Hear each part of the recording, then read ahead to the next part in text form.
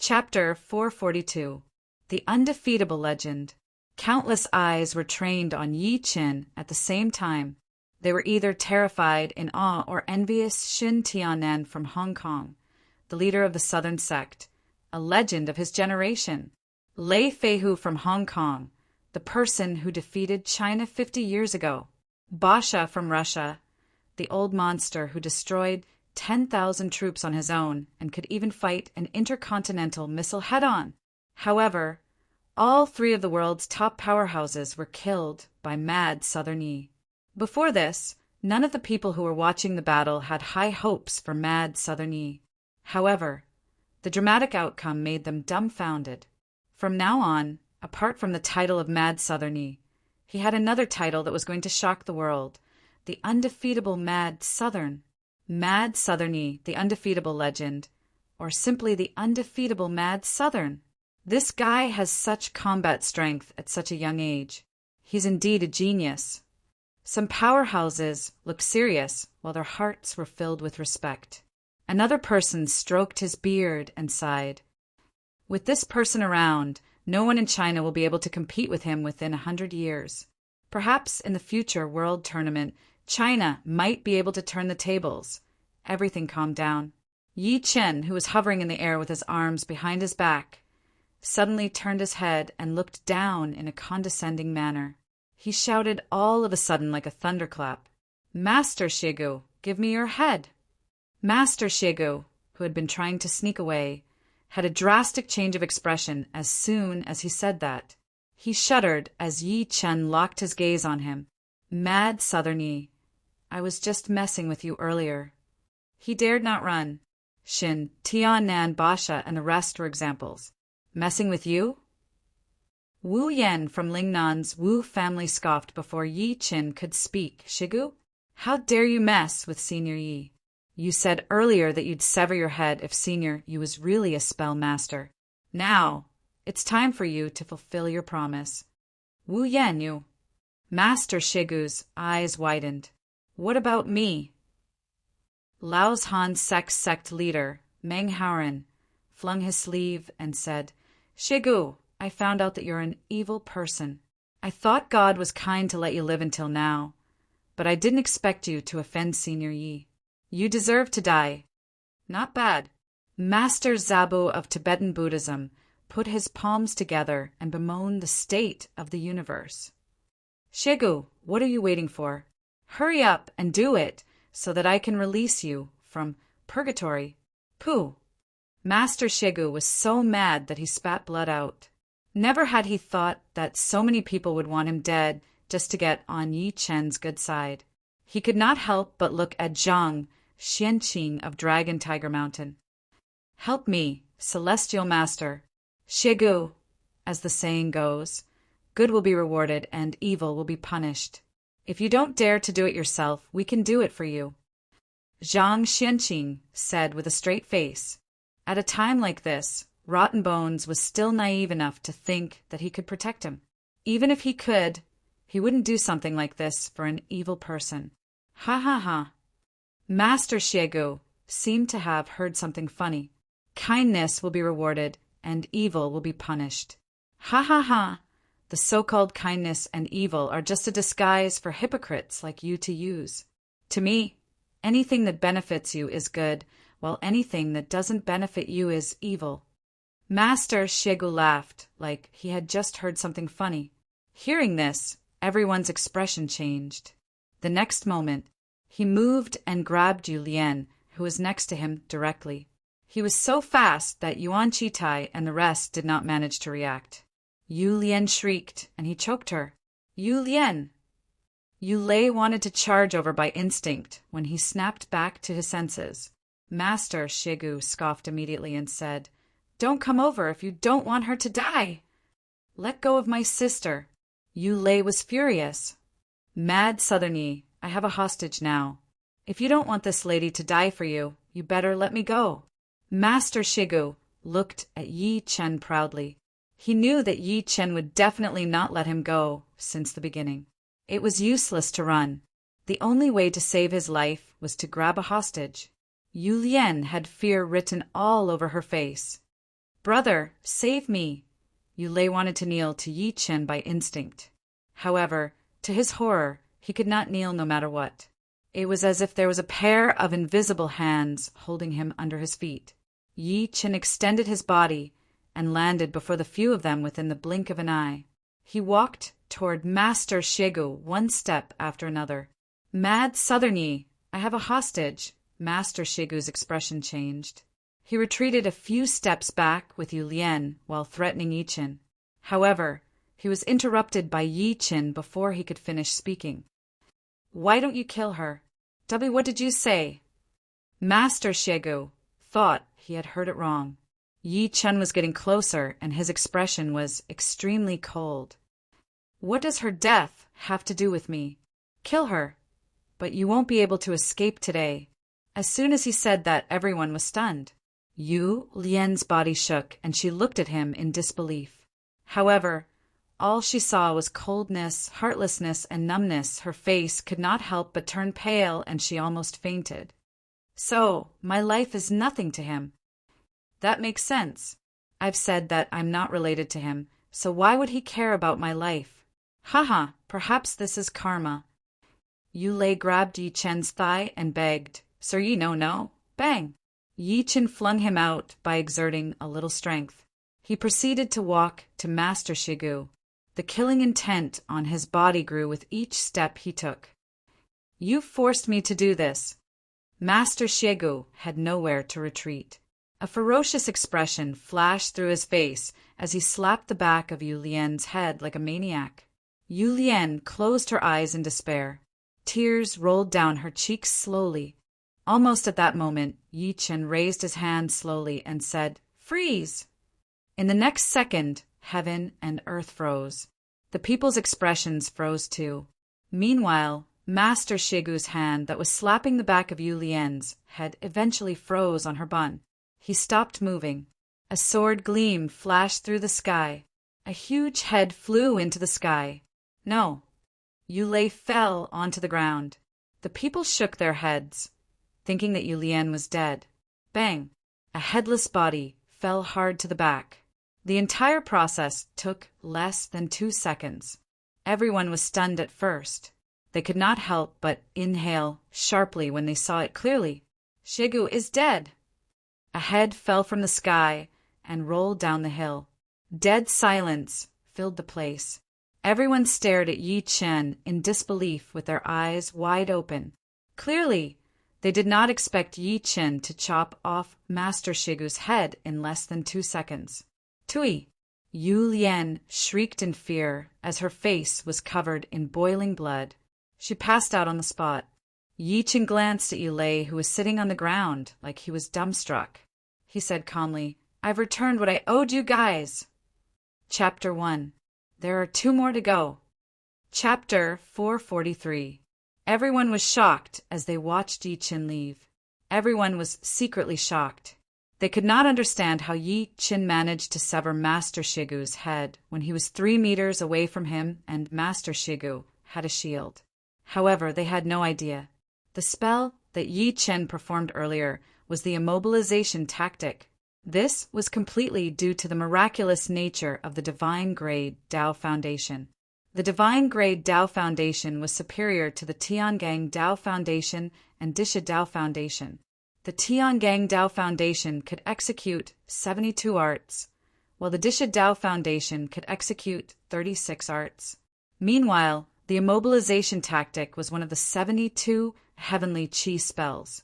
Naturally, it was Yi Chen's first time trying it. Due to his low cultivation base, he could only perform it forcefully. Moreover, it depended on his opponent's ability. For an illuminating god powerhouse like Master Shegu, Yi Chen's immobilization tactic could stun him for a second. However, that second was enough for Yi Chen to sever 10 of his heads. It was enough for Yi Chen to sever 10 of his heads. At the foot of a hill outside of Shenangjia, it was the biggest entrance to Shenangjia. However, nobody was going in or out. There was dead silence and intense killing intent lingering in the air. At that moment, there were a few silhouettes with terrifying auras standing at the foot of the hill. All of them wore black attire, and they were staring deep into Shenangjia. The leader was an old man with silver hair. It was the Heavenly Palace's left guardian, Cheng Yin. Left guardian, Shen Tianan and Lei Feihu have been in there for over 2 hours. I'm sure Mad Southern Yi is dead by now, isn't he? One of them could not help but ask. Cheng Yin shook his head and said, What's the rush? We just need to wait for them to come out. To ensure the Heavenly Palace's secrecy, they did not go deep into Shenangjia to watch the battle.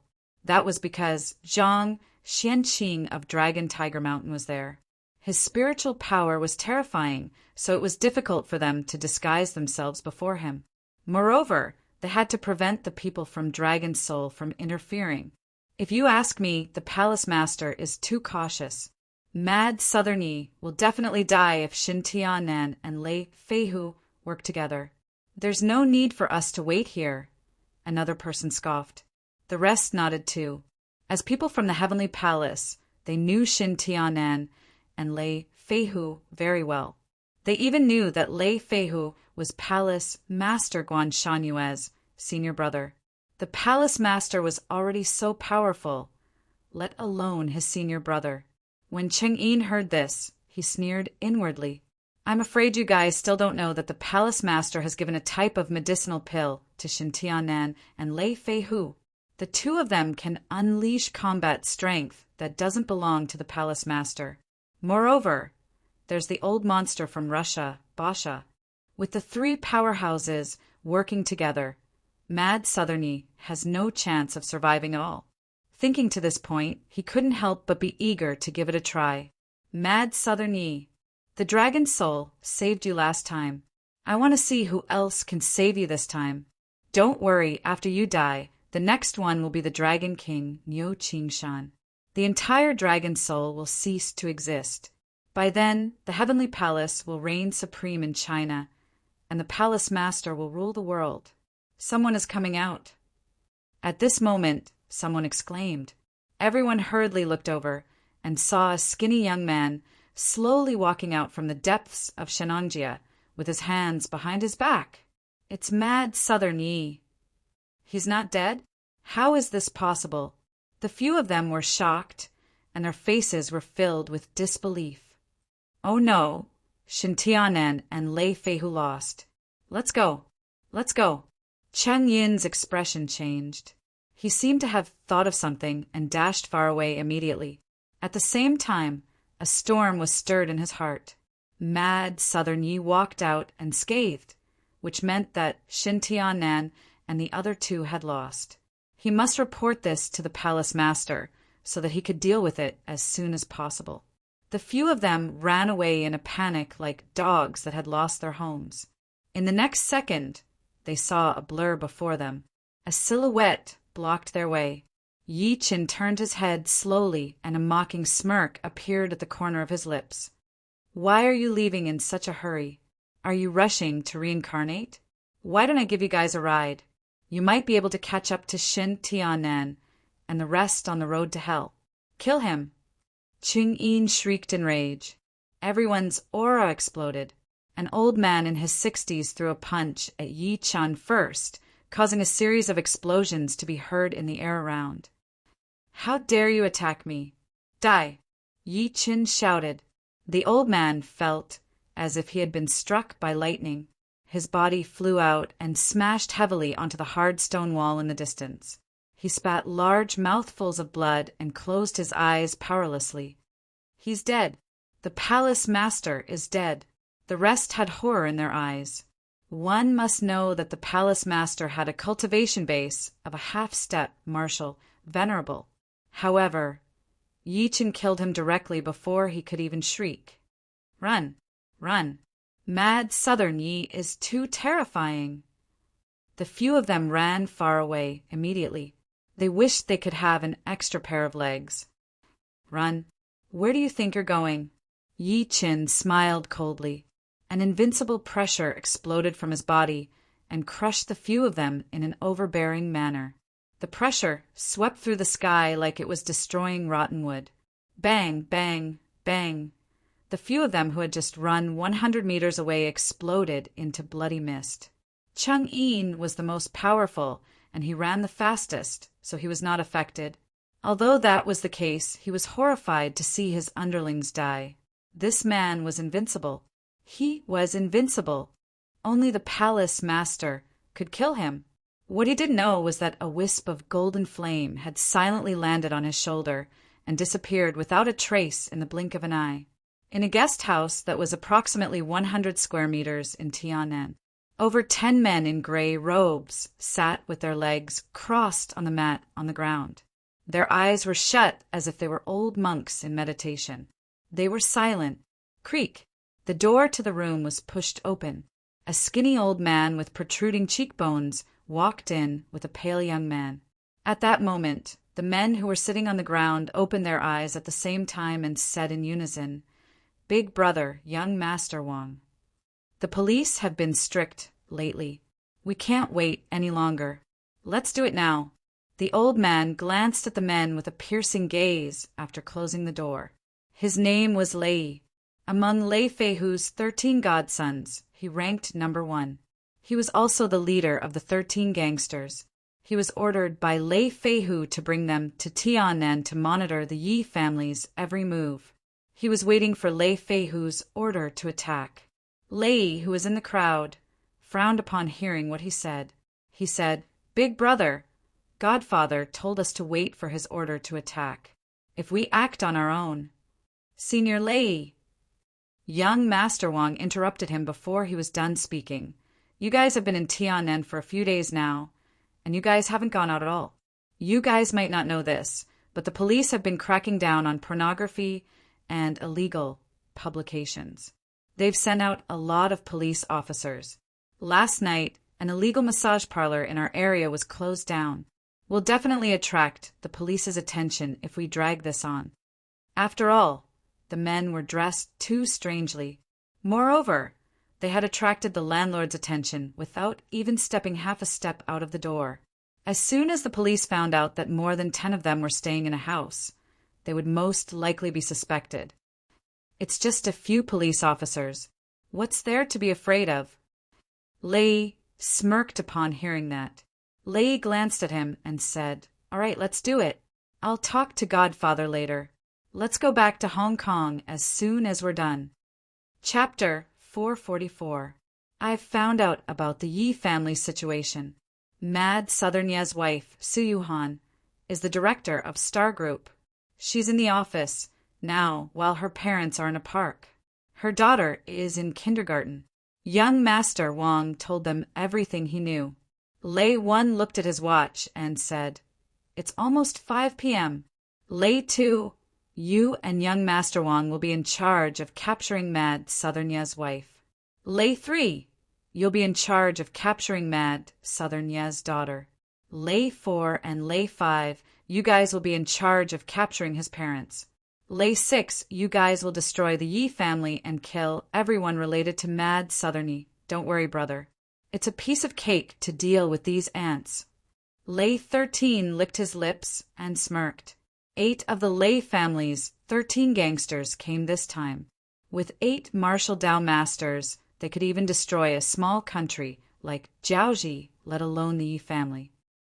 There's one thing that you guys must remember. Don't hurt Mad Southern Ye's woman at all. She's very useful. Young Master Wang has to bring her back for Master Shin, Lei One reminded again. At the same time, at the Star Group's building, there were tens of white-collar workers and upper echelons sitting in the meeting room on the 8th floor at the moment. All of them sat up straight and stared at the main seat without blinking. Su Yuhan, who was wearing a beige professional dress, was studying a product design plan meticulously at the moment. Her facial features were so exquisite that there were no flaws at all. Her eyes were like limpid autumn water, while she exuded a cold aura. She gave off an inviolable holiness. "Director Su is so beautiful." "That's right. I've been working for decades and worked in many companies, but I've never seen a company with such a beautiful boss. What a pity. I heard that Director Su has a kid. I wonder which pig cheated on her." Underneath countless people's serious appearances, there were all sorts of wails and sighs. Even the ladies present had to admit that they could not compare to Su Yuhan in terms of looks and aura. Sunbo. Su Yuhan lifted her head all of a sudden. Yes. A middle-aged man with glasses and slicked-back hair stood up immediately upon hearing that. He said with a smile that he thought was charming, "Director, are you satisfied with my proposal?" "You can leave now." However, Su Yuhan said that instead. Sunbo was stunned. "President, what did you say?" "I said you don't have to work anymore. I'm firing you." Everyone couldn't help but burst into an uproar when they heard this. Sunbo was a professional designer poached from another company by Gao Hong, the vice president of the company. Yet he was fired on the spot. Why? Sunbo was a little angry. Bang! Su Yuhan slammed the proposal hard on the table and glared at Sunbo coldly. "Designer Sun, do you really think that I, Su Yuhan, am an outsider who doesn't know anything about design? Your design book actually wants to add 15% to the company's annual product budget." "That's because..." Sunbo wanted to refute. "Do you believe that I can find a random design graduate on the street and they can do it better than you? Also, the budget won't be too much. With your level, our company can't afford to serve you. Go to the finance department, get 2 months of company salary and leave." Su Yuhan made the final decision. "President, give me another chance. I promise that I'll come up with a design that you'll be satisfied with." Sunbo panicked. "You can stay, but you'll have to start as a design intern. 2,500 yuan a month. The 3-month assessment period. Are you willing?" Sunbo shut up at that moment. His face was flushed. He might as well go back to the village to raise pigs with his condition as an intern. "There'll be a place for me if I can't stay here." He snorted coldly, pulled a long face, and left. Vice President Gao. Su Yuhan said without even lifting her head, "President." The vice president, Gao Hong, stood up immediately. He was nervous. "You poached Sunbo, didn't you? What the hell are you doing?" Su Yuhan slammed the table hard. Gao Hong was in high spirits. "President, it's my fault. I didn't know you well enough. I'm willing to accept any punishment. It won't happen again." Su Yuhan put the proposal away and stood up. Meeting dismissed.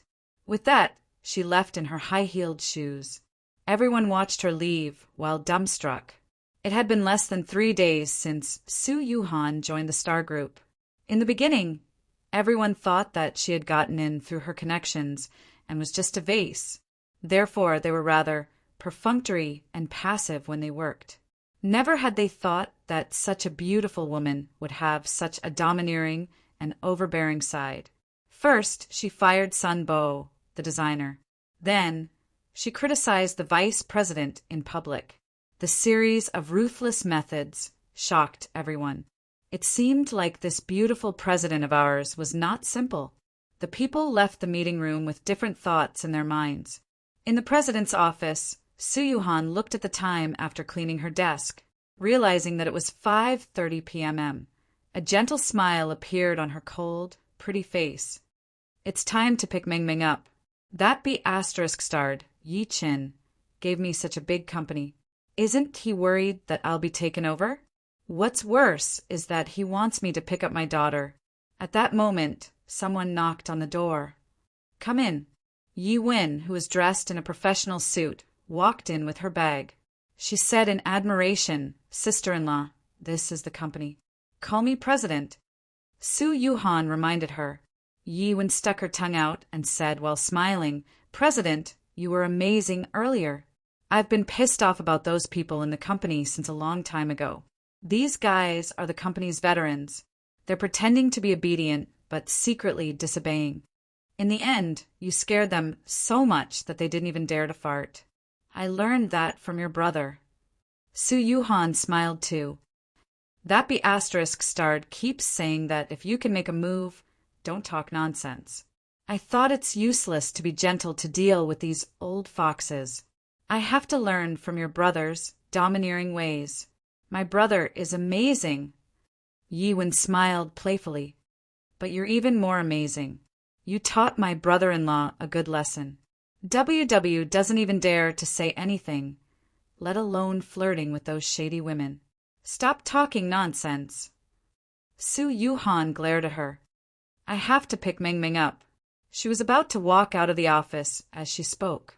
At that moment, a panicked voice came from outside. President, bad news, bad news! The next moment, a woman in her early 20s walked in with documents in her arms. She panted and said, CEO Han from Dongxing Group is here again. He has sent a fleet of cars to block the entrance. He even placed a lot of roses downstairs to confess his love to you in public. Him again. Yiwen was enraged. This bastard. How many times have I told him that our president has a child? But he's still clinging to her. He's trying to steal my brother's woman. Chapter 3. Today's update is complete. Thank you for everyone's support. Chapter 445. In the director's office of Star Group. What do we do now, director? Facing the secretary's panic, Su Yuhan walked to the window and looked at the crowd below. She said, Shaolin, let's go. Let's go down. What did you say, director? Go down? The lady named Shaolin was slightly stunned. She thought she had heard wrongly. Director Han has blocked the exit. He's waiting for you to go down. I think we should call the police and wait for them to come. That's right, sister-in-law. Han Zimming, that bastard, wants you to go down. Don't fall into his trap. Yiwen nodded as well. If it really doesn't work, we won't go out. I've decided. Let's go. Su Yuhan shook her head. After picking up her bag from the table, she walked into the elevator in her high-heeled shoes. She seemed very clean. Dongxing Group. It was the top group in the entire Tian'an city, with assets of hundreds of billions of yuan. It was founded in the early 1990s and could be said to be a giant in Tiannan's business. Meanwhile, Han Zimming was the chairman of Dongxing Group. He had increased Tiannan's finances greatly and solved countless labor problems. If calling the police was useful, Han Zimming would not have come to Star Group to cause trouble. Moreover, she still had to pick up her daughter. It was impossible for her to hide in the company and not go out. At that moment, countless passers-by were gathered at the entrance of Star Group's building. Everyone had their eyes on the 20 latest Ferrari supercars by the side of the road. These 20 cars were lined up in 2 rows, and in the middle of the road there were dozens of staff holding countless roses and starting to decorate the scene. Not long after, they arranged a big heart shape, impressively made up of 9,990 roses. Almost the moment Su Yuhan walked out with her secretary, Shaolin, and Yiwen, a handsome young man in a white suit, knelt on one knee before the huge heart-shaped rose. Oh my God, it's Director Han of Dongxing Group. Someone cried out in surprise, recognizing the other party's identity at a glance. Han Zimming held a diamond ring in his hand and looked at Su Yuhan. He said with deep love in his eyes, Yuhan, from the moment I saw you, my heart told me that you're the person I've been waiting for my entire life. You've given me courage and motivation. I'll use my entire life to protect you. Please accept my love, Hua. In such a romantic and grand confession ceremony, coupled with Han Zimming's passionate confession, the atmosphere at the scene was completely ignited to the extreme. All the women present screamed in unison, their eyes filled with infatuation and envy. Even the female employees of Star Group were no exception. If such a young, promising, handsome, and rich person confessed to them like this, they would be willing to die for him, let alone accept his love. Together, together. No one knew who took the lead and shouted. A series of exclamations followed. Hearing everyone's screams, the smile on Han Zimming's face grew brighter. Passion and greed flashed through his eyes when he looked at Su Yuhan. He thought he understood women well enough. As long as it was a woman, she would not reject his confession that he meticulously set up today. Su Yuhan was such a stunner. He, Han Zimming must obtain it. Su Yuhan frowned when she saw that. Just when she was going to speak, a young man in a security uniform walked over and said, while smiling lightly, "President, do you want me to chase Director Han away for you?" His name was Zhou Tai. He was the new security captain hired by Star Group. He had been a secular disciple in Shaolin for 20 years, and he boasted about his ability. Therefore, he did not take Han Zimming's underling seriously. No need.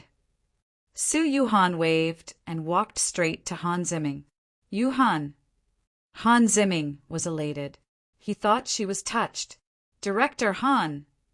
However, Su Yuhan said coldly, "You and I aren't kids anymore. Is there a need to play such tricks?" "Yuhan, Han Zimming wanted to explain. "I've already told you that I have a boyfriend and a child, so please don't try your best to pester me." Su Yuhan interrupted him directly and added, "Also, I don't like you. Please leave, thank you."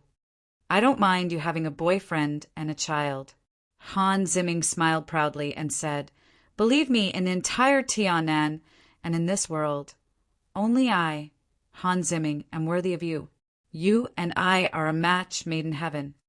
Before this, he had asked about Su Yuhan's situation. He found out that although Su Yuhan had a boyfriend and a child, she was not married. Moreover, he found out that Yi Chen had no background and did not even have a job. To Han Zimming, Yi Chen was purely a man who lived off a woman. To him, he was not a threat at all. Most importantly, it was fun to be a wife. Shameless. Su Yuhan was infuriated by his words. She turned around and walked into the garage after saying that. "Yuhan, if you don't promise me today, I won't let you go." Han Zimming's face turned cold. As he spoke, he extended his hand toward Su Yuhan as if he wanted to grab her. Su Yuhan's expression changed, and she scoffed. "Iron Tower!" Bang! A tall, muscular man rushed out of nowhere and grabbed Han Zimming's perverted hands. Then, the sound of joints cracking was heard. "Ah!" Han Zimming screamed in pain on the spot. "Let go of Director Han!" The two muscular men yelled and charged at Iron Tower at the same time. Iron Tower merely waved his hand lightly, and the two of them were sent flying. No one knew if they were dead or alive. Subsequently, he grabbed Han Zimming's neck with one hand and lifted him into the air. Everyone was dumbfounded when they saw that, especially Zhou Tai, the captain of the security team earlier. His eyes were filled with fear when he looked at Iron Tower. He thought that he did not have such strength even after being a secular disciple in Shaolin for 20 years. Could this person be cultivating a body-hardening technique? Zhou Tai's eyes flickered nonstop. Crack, crack, crack. Han Zimming was lifted into the air. His face turned the color of a pig's liver, and his neck seemed like it was about to be crushed. His eyes were filled with fear, and it was the first time he felt the aura of death. "Let him go!" Su Yuhan hesitated for a moment and eventually asked Iron Tower to stop. She said coldly, "Director Han, I'll teach you a lesson today. I hope you won't pester me again." Bang! Iron Tower tossed him out directly. WW. Han Zimming rolled a few times on the ground. Then he was carried away by his underlings. At that moment, everyone looked at Su Yuhan differently. Clearly, they did not expect him to have such a powerful bodyguard. "Let's go." Su Yuhan glanced at the crowd coldly. Subsequently, she got into her red Porsche and drove straight to Little Swan Kindergarten. She had no idea that a black BMW by the road rolled down its window slowly. A pale face was revealed. What a stunner. It's a pity that she's going to be Brother Hoshino's wife. Senior Lei-Tu, follow me. Author's note. Today's first chapter. There are still 2 chapters to go. Thank you for your 10,000 book coins. Chapter 446. Star Group was in the city center, while Little Swan Kindergarten was in 4th Ring Road. They were 15 kilometers apart. On the way to Little Swan Kindergarten, Su Yuhan looked at Iron Tower, who was driving next to her. She looked relieved. Fortunately, Yi Chen arranged for Iron Tower to be with her. Otherwise, she wouldn't know how to deal with Han Zimming's situation just now. At that moment, her phone rang. A gentle smile appeared on her pretty face immediately. She picked it up and said, "My dear daughter, what's wrong?" "Mommy, when are you coming to pick me up? I've already left school." A baby voice came from the phone. "Soon. Mommy will be there soon," Su Yuhan reminded him immediately. "Wait for me at the school gate. Remember, don't run around. Be careful of cars." All right, I know. I'm not a kid. Daddy isn't as naggy as you are." The little girl snorted impatiently and hung up the phone. "This girl, I really can't do anything about you." "How old is she?" "She's not a kid anymore." Su Yuhan did not know whether to laugh or cry after hanging up the phone. She seemed to have thought of something at the end of her sentence. "Meng Meng will be 5 years old on the 8th of next month, right?" 5 years ago, Yi Chen disappeared near the end of the year. After that, she found out that she was pregnant. She gave birth to the little girl on the 8th of October the next year. Therefore, the little girl's birthday was on the 8th of October of the lunar calendar every year. She was a Scorpio. That means there's still half a month left. Guilt flashed across Su Yuhan's face. "I left this girl when she was 2 years old. I haven't celebrated her birthday since she was sensible. I must make it up to her this time. And that bastard Yi Chen. When he comes back, I won't let him out even if I tie him up with a metal chain." She picked up her phone and called Yi Chen immediately as she thought to this point. Yi Chen stepped on the sword gleam and said, while smiling after picking up the phone, "What's wrong, my dear? Miss me so soon?" "Uft, who misses you?" Su Yuhan spat at him angrily. "I want to discuss something with you. It's Meng Ming's birthday on the 8th of next month. How are you going to celebrate it for her? Is it your daughter's birthday next month?" Yi Chen was stunned. "Why don't I remember? Hee hee. What else do you remember besides fighting and killing?" Su Yuhan chuckled and threatened, "I don't care. It's my daughter's 5th birthday. You must make her happy." Sensing the killing intent in her words, Yi Chen suddenly heard a loud thud coming from inside, just when he was going to agree to it. There was also Su Yuhan's scream. His expression changed immediately. "Yuhan, what's wrong?" On the expressway of Tiannan Outer Ring Road, a black BMW crashed into a red Porsche. Su Yuhan, who was in the Porsche, leaned forward and her phone was flung out. Tai Ta grabbed her and took advantage of the moment when the car was about to fall off the viaduct. With a leap, the two of them safely landed on the railings of the viaduct. Boom! The red Porsche directly fell from the viaduct and finally smashed heavily into the river 100 meters below. "Ah!" Su Yuhan screamed when she saw that. Her pretty face turned pale. The next moment, a pale-faced man in a black suit and a sinister old man in his early 50s slowly walked out of the BMW. The two of them closed in on him step by step. Su Yuhan's expression changed. "Who are you guys?" "Ms. Su, your mad Southernya's wife, right?" The leading young man smiled warmly and didn't hide his greedy eyes at all. "My name is Wang Zhao, and I'm from Hong Kong. Miss Su, if you don't want to suffer, please come with us. After all, we really don't have the heart to hurt a stunning beauty like you. I don't think I know you guys." Su Yuhan calmed down immediately. "You don't know us, but we know you. We know your husband, Mad Southerny," Wang Zhao said without stopping. "Why are you wasting your breath on her?" The old man next to her scoffed and stretched his arm out slightly. He grabbed Su Yuhan immediately while disdain filled his face. "What's wrong with my brother? I, Lei Tu, actually asked me to capture such a powerless woman." The next moment, a furious roar came. Next to Su Yuhan, Iron Tower's body shook intensely, and he threw a punch at Lei Tu. Kacha! The punch and the claw collided. Lei Tu's knuckles were crushed on the spot. He retreated a few steps back uncontrollably after a low grunt. He was shocked when he looked at Iron Tower again. Such a powerful force. Who are you? Wang Zhao was stunned too.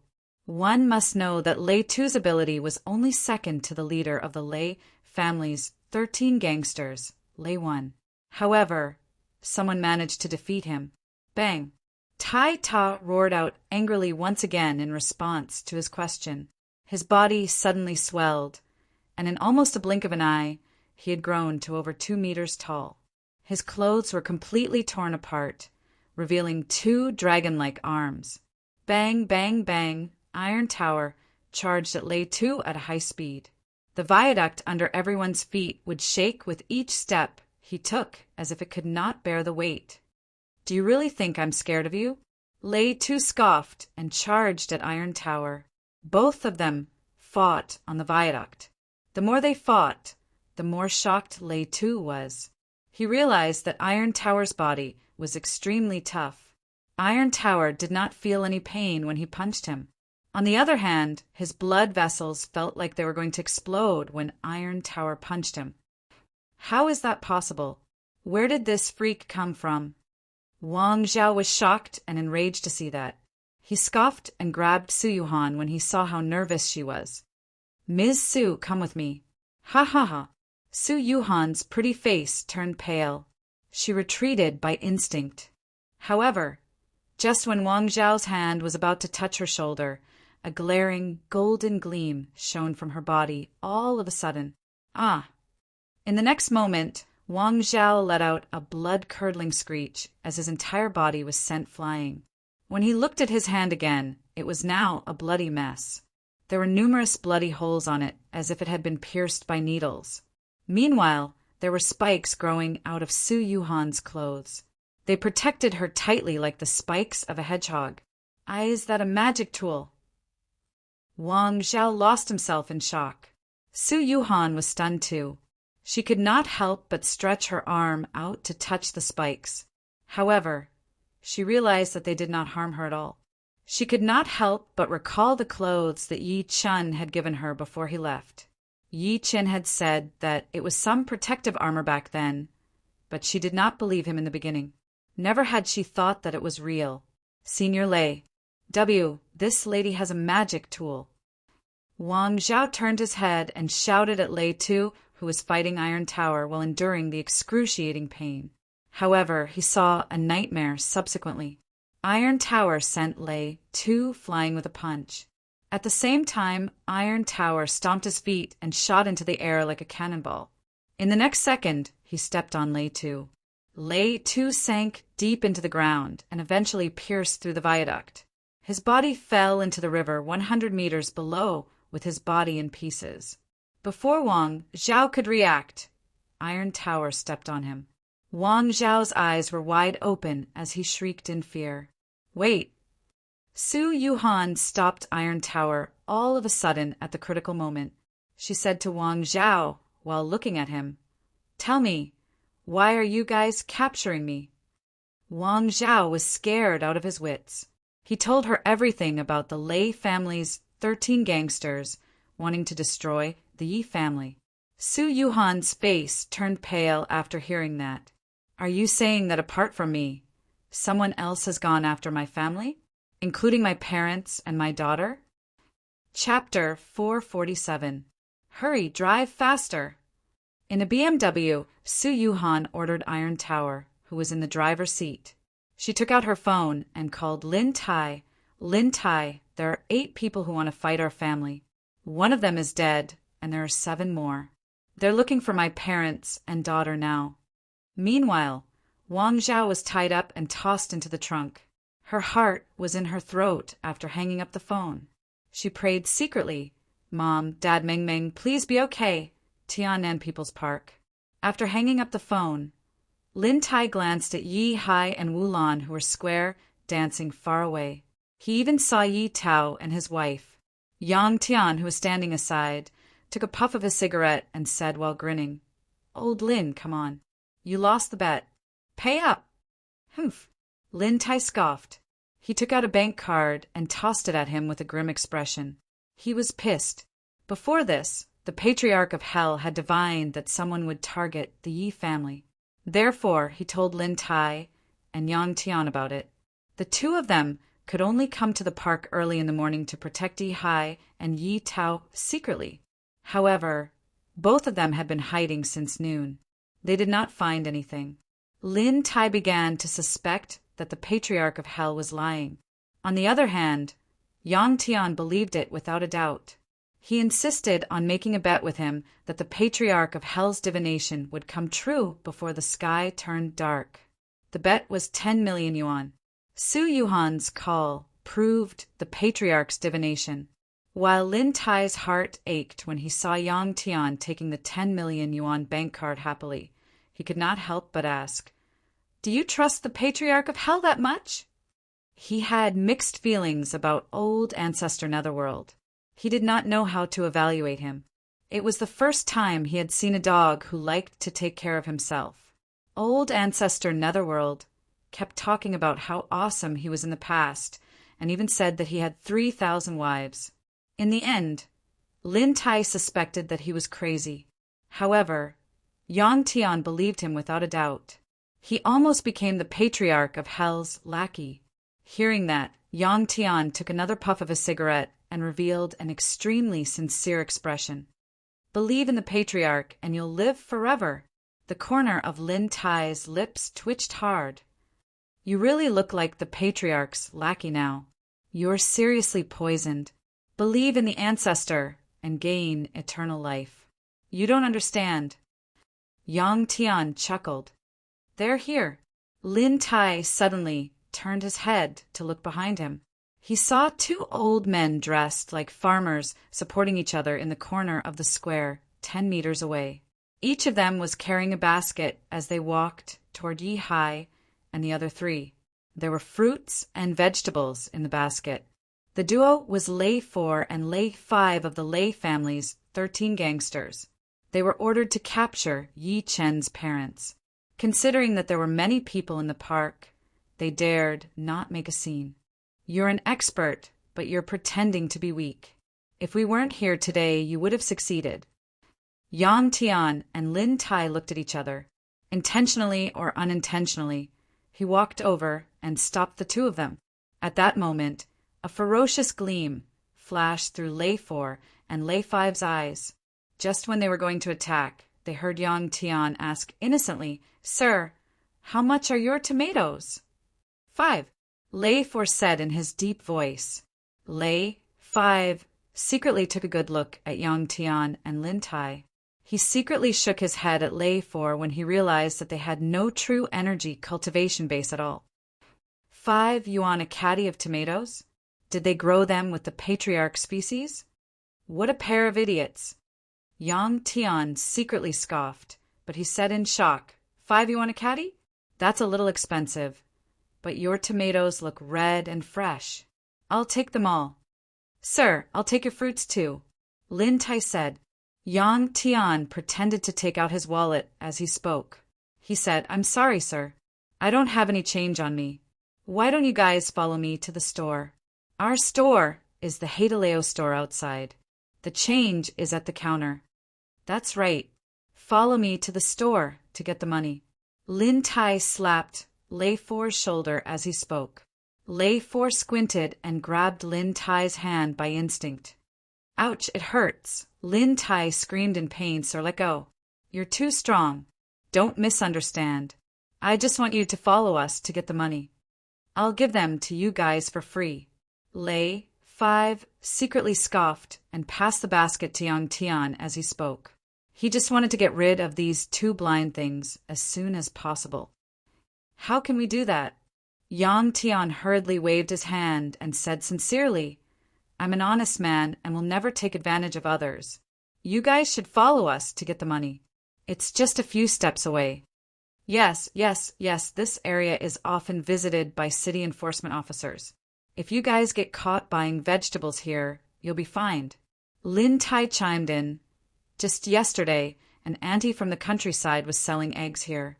She was caught by the city management on the spot. They later found out that the auntie was a murderer, so there are often police cars patrolling this area. As soon as he said that, Lei 4 and Lei 5 had a slight change of expression. They eventually nodded after some hesitation and followed Yang Tian and Lin Tai out of the park. Along the way, the two of them exchanged glances and secretly made up their minds to kill these two brats when there was no one around. Soon, the four of them entered a Haidaleo hot pot restaurant. "Sir, wait a moment. I'll get you the money now." Lin Tai walked to the counter and rummaged through the boxes. Lei 4 and Lei 5 took a good look at Haidaleo. They realized that there was almost nobody inside. Not only was there no receptionist, but there was also no cashier. "Oh no, Lao. There's something wrong with these two fellas." Lei 4's expression changed as he reacted immediately. In the next second, Yang Tian, who was standing before them, turned his head all of a sudden. A bottle of spray appeared in his hand, and he sprayed it at their faces. It was too late when the duo wanted to dodge. They felt a burning pain in their eyes, and they could not open them. "Bastard, who exactly are you guys? How dare you trick us? What did you spray on us? Why can't we see anything? I'm going to kill you." Lei 4 and Lei 5 could not stop yelling in the shop. "You two old farts. How dare you come out to kill people with your level of intelligence? Go home and drink a few more years of milk." Yang Tian scoffed and said, "This is made from the patriarch's urine. No matter how powerful you guys are, you'll have to drink the patriarch's urine. Now that you're blind, let's see how you're going to kill us." Yang Tian released a long sigh again as he spoke to this point. "Believe in the patriarch and you will live forever." Lin Tai rubbed his palms as an intense battle intent filled his face. He said to Yang Tian next to him, "Shall we take one each?" It was 6 p.m. at Little Swan Kindergarten. Meng Meng, the little girl, stood at the entrance of the kindergarten while carrying a small backpack that belonged to a video game boy. She could not stop stepping on the leaves on the ground with her head down. "Bad mommy. You're taking so long to pick me up. I'm starving." It was a little black dog that came out of nowhere. It wagged its tail and ran straight to the little fellow. Cutie, you're here? Did mommy ask you to pick me up?"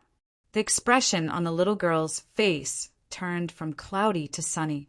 She hugged the patriarch so tightly that the patriarch rolled his eyes. The patriarch struggled and cursed internally.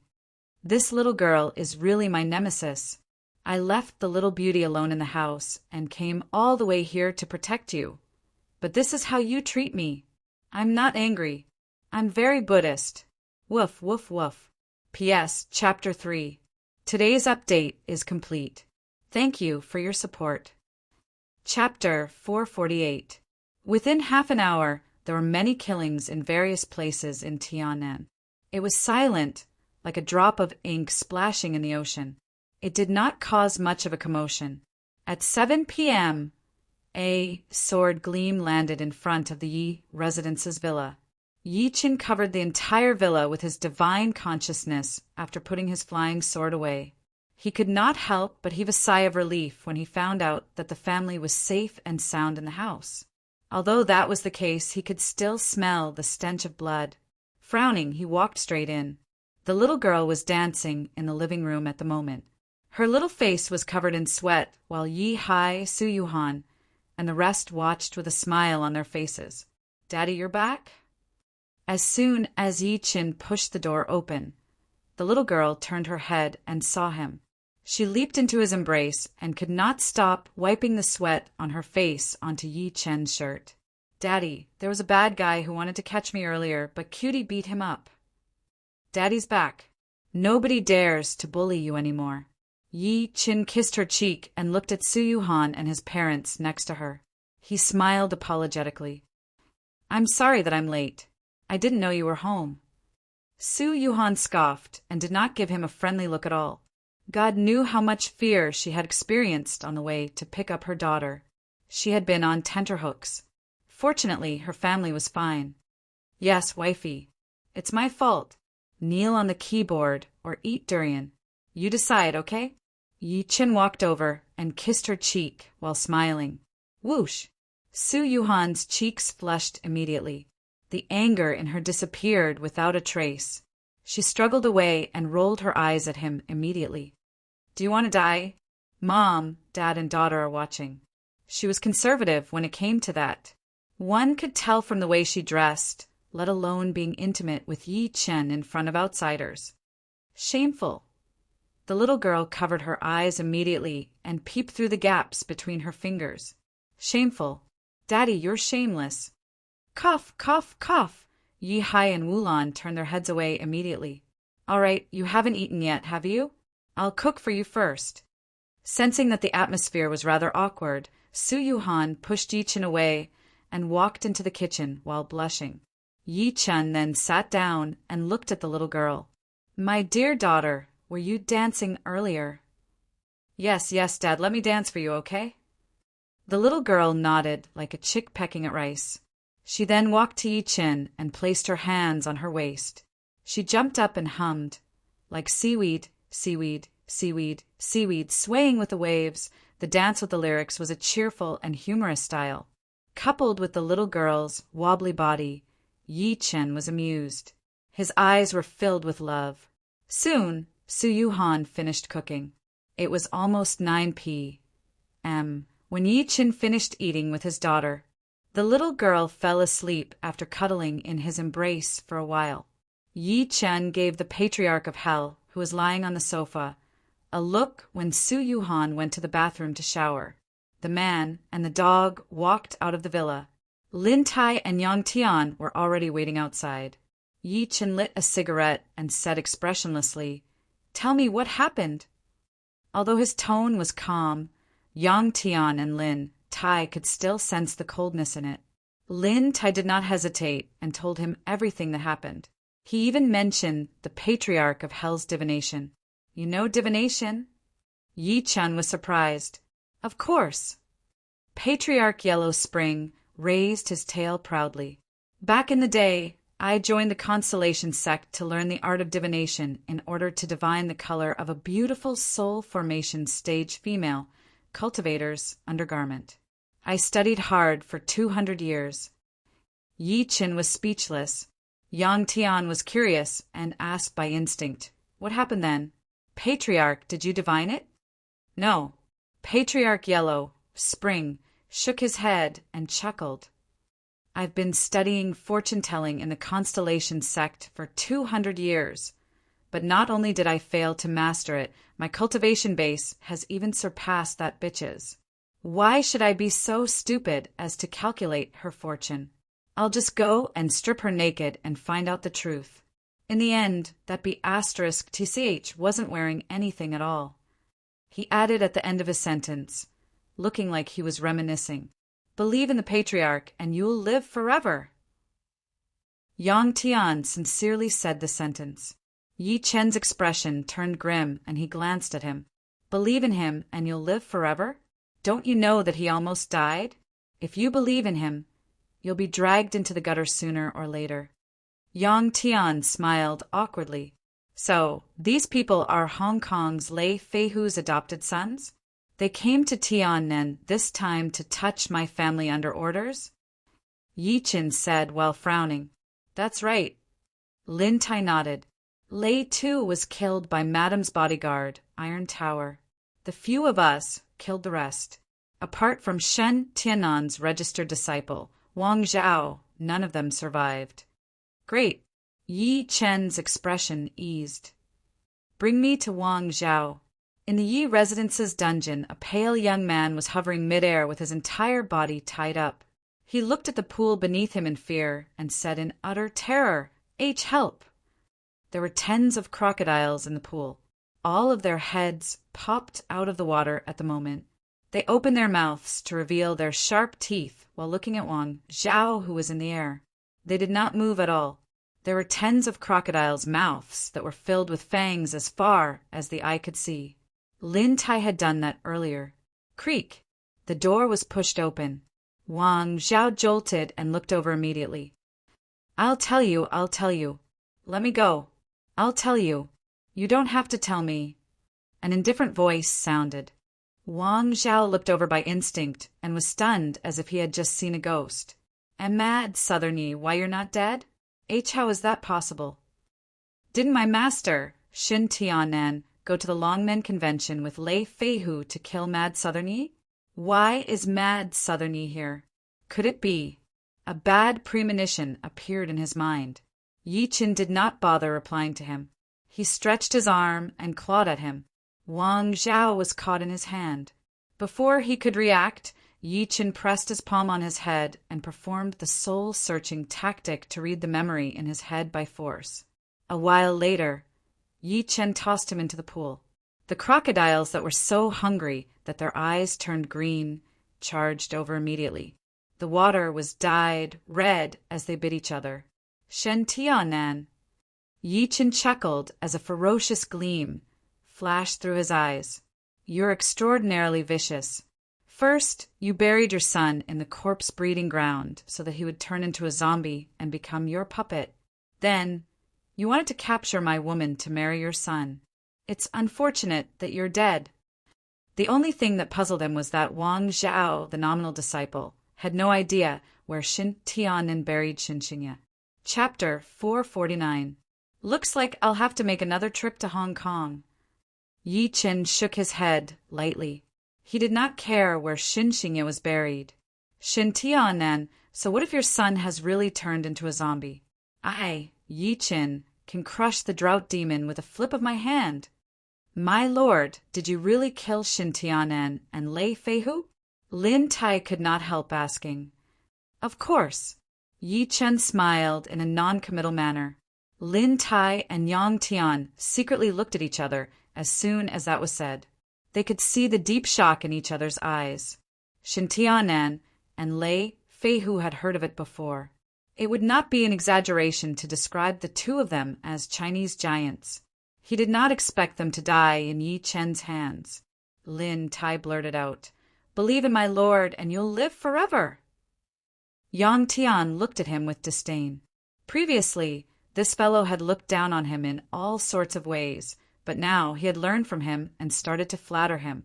After the two of them left, the Patriarch of Hell circled Yi Qin a few times and suddenly said, "Fellow Yi, may I ask if you've already built your foundation?" Ever since Yi Qin returned, it felt an invisible pressure. It was the most sensitive part of a cultivator. "Not bad." Yi Qin nodded and said, "I came across a fortuitous encounter when I went out this time, so I was lucky enough to break through to foundation building." As his voice fell, old ancestor Yellow, Spring, stirred up a storm.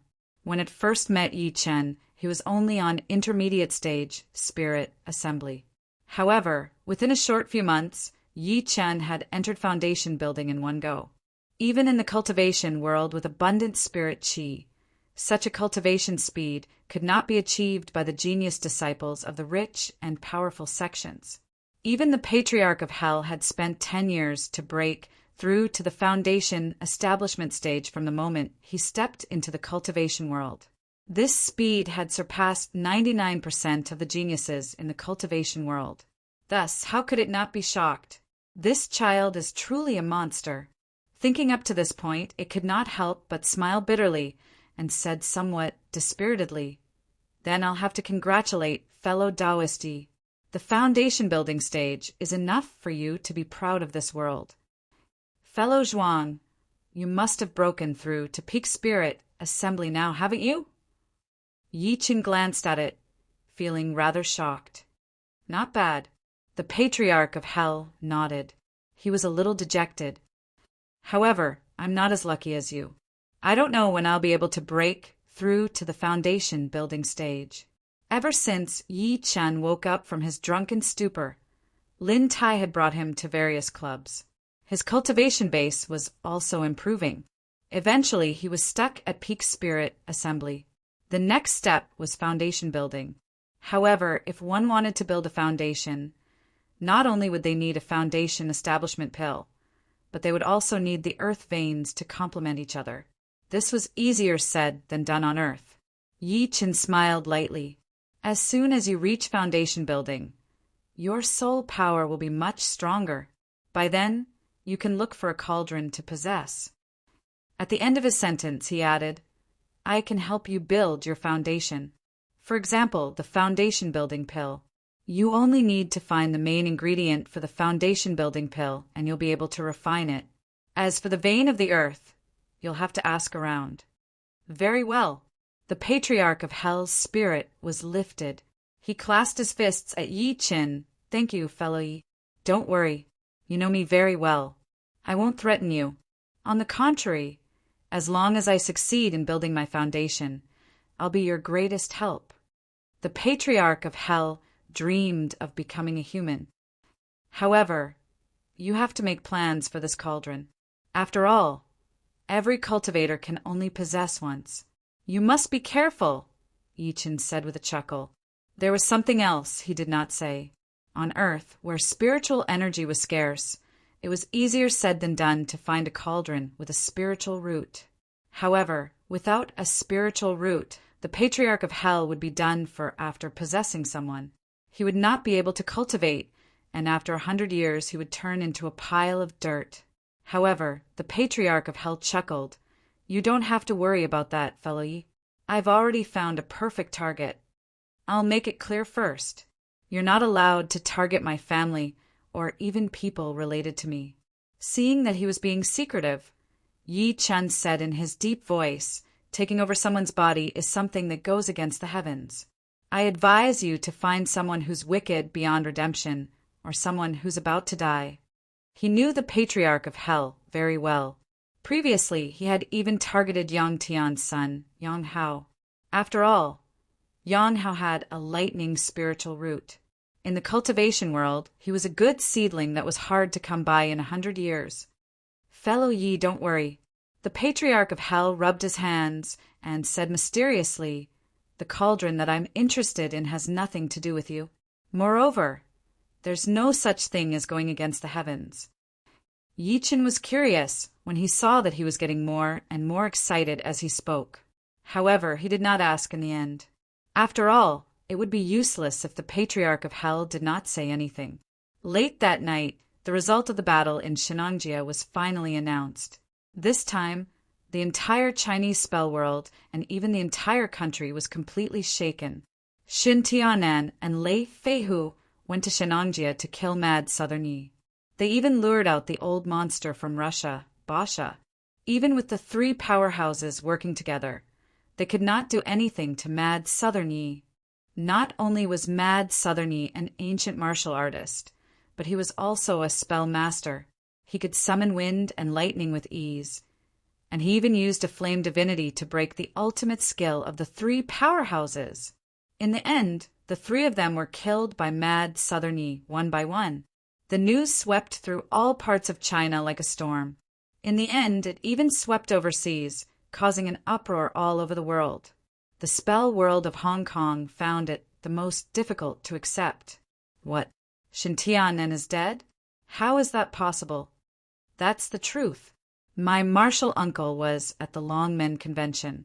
According to him, Xin Tianan and the other 2 died without a trace. That's right.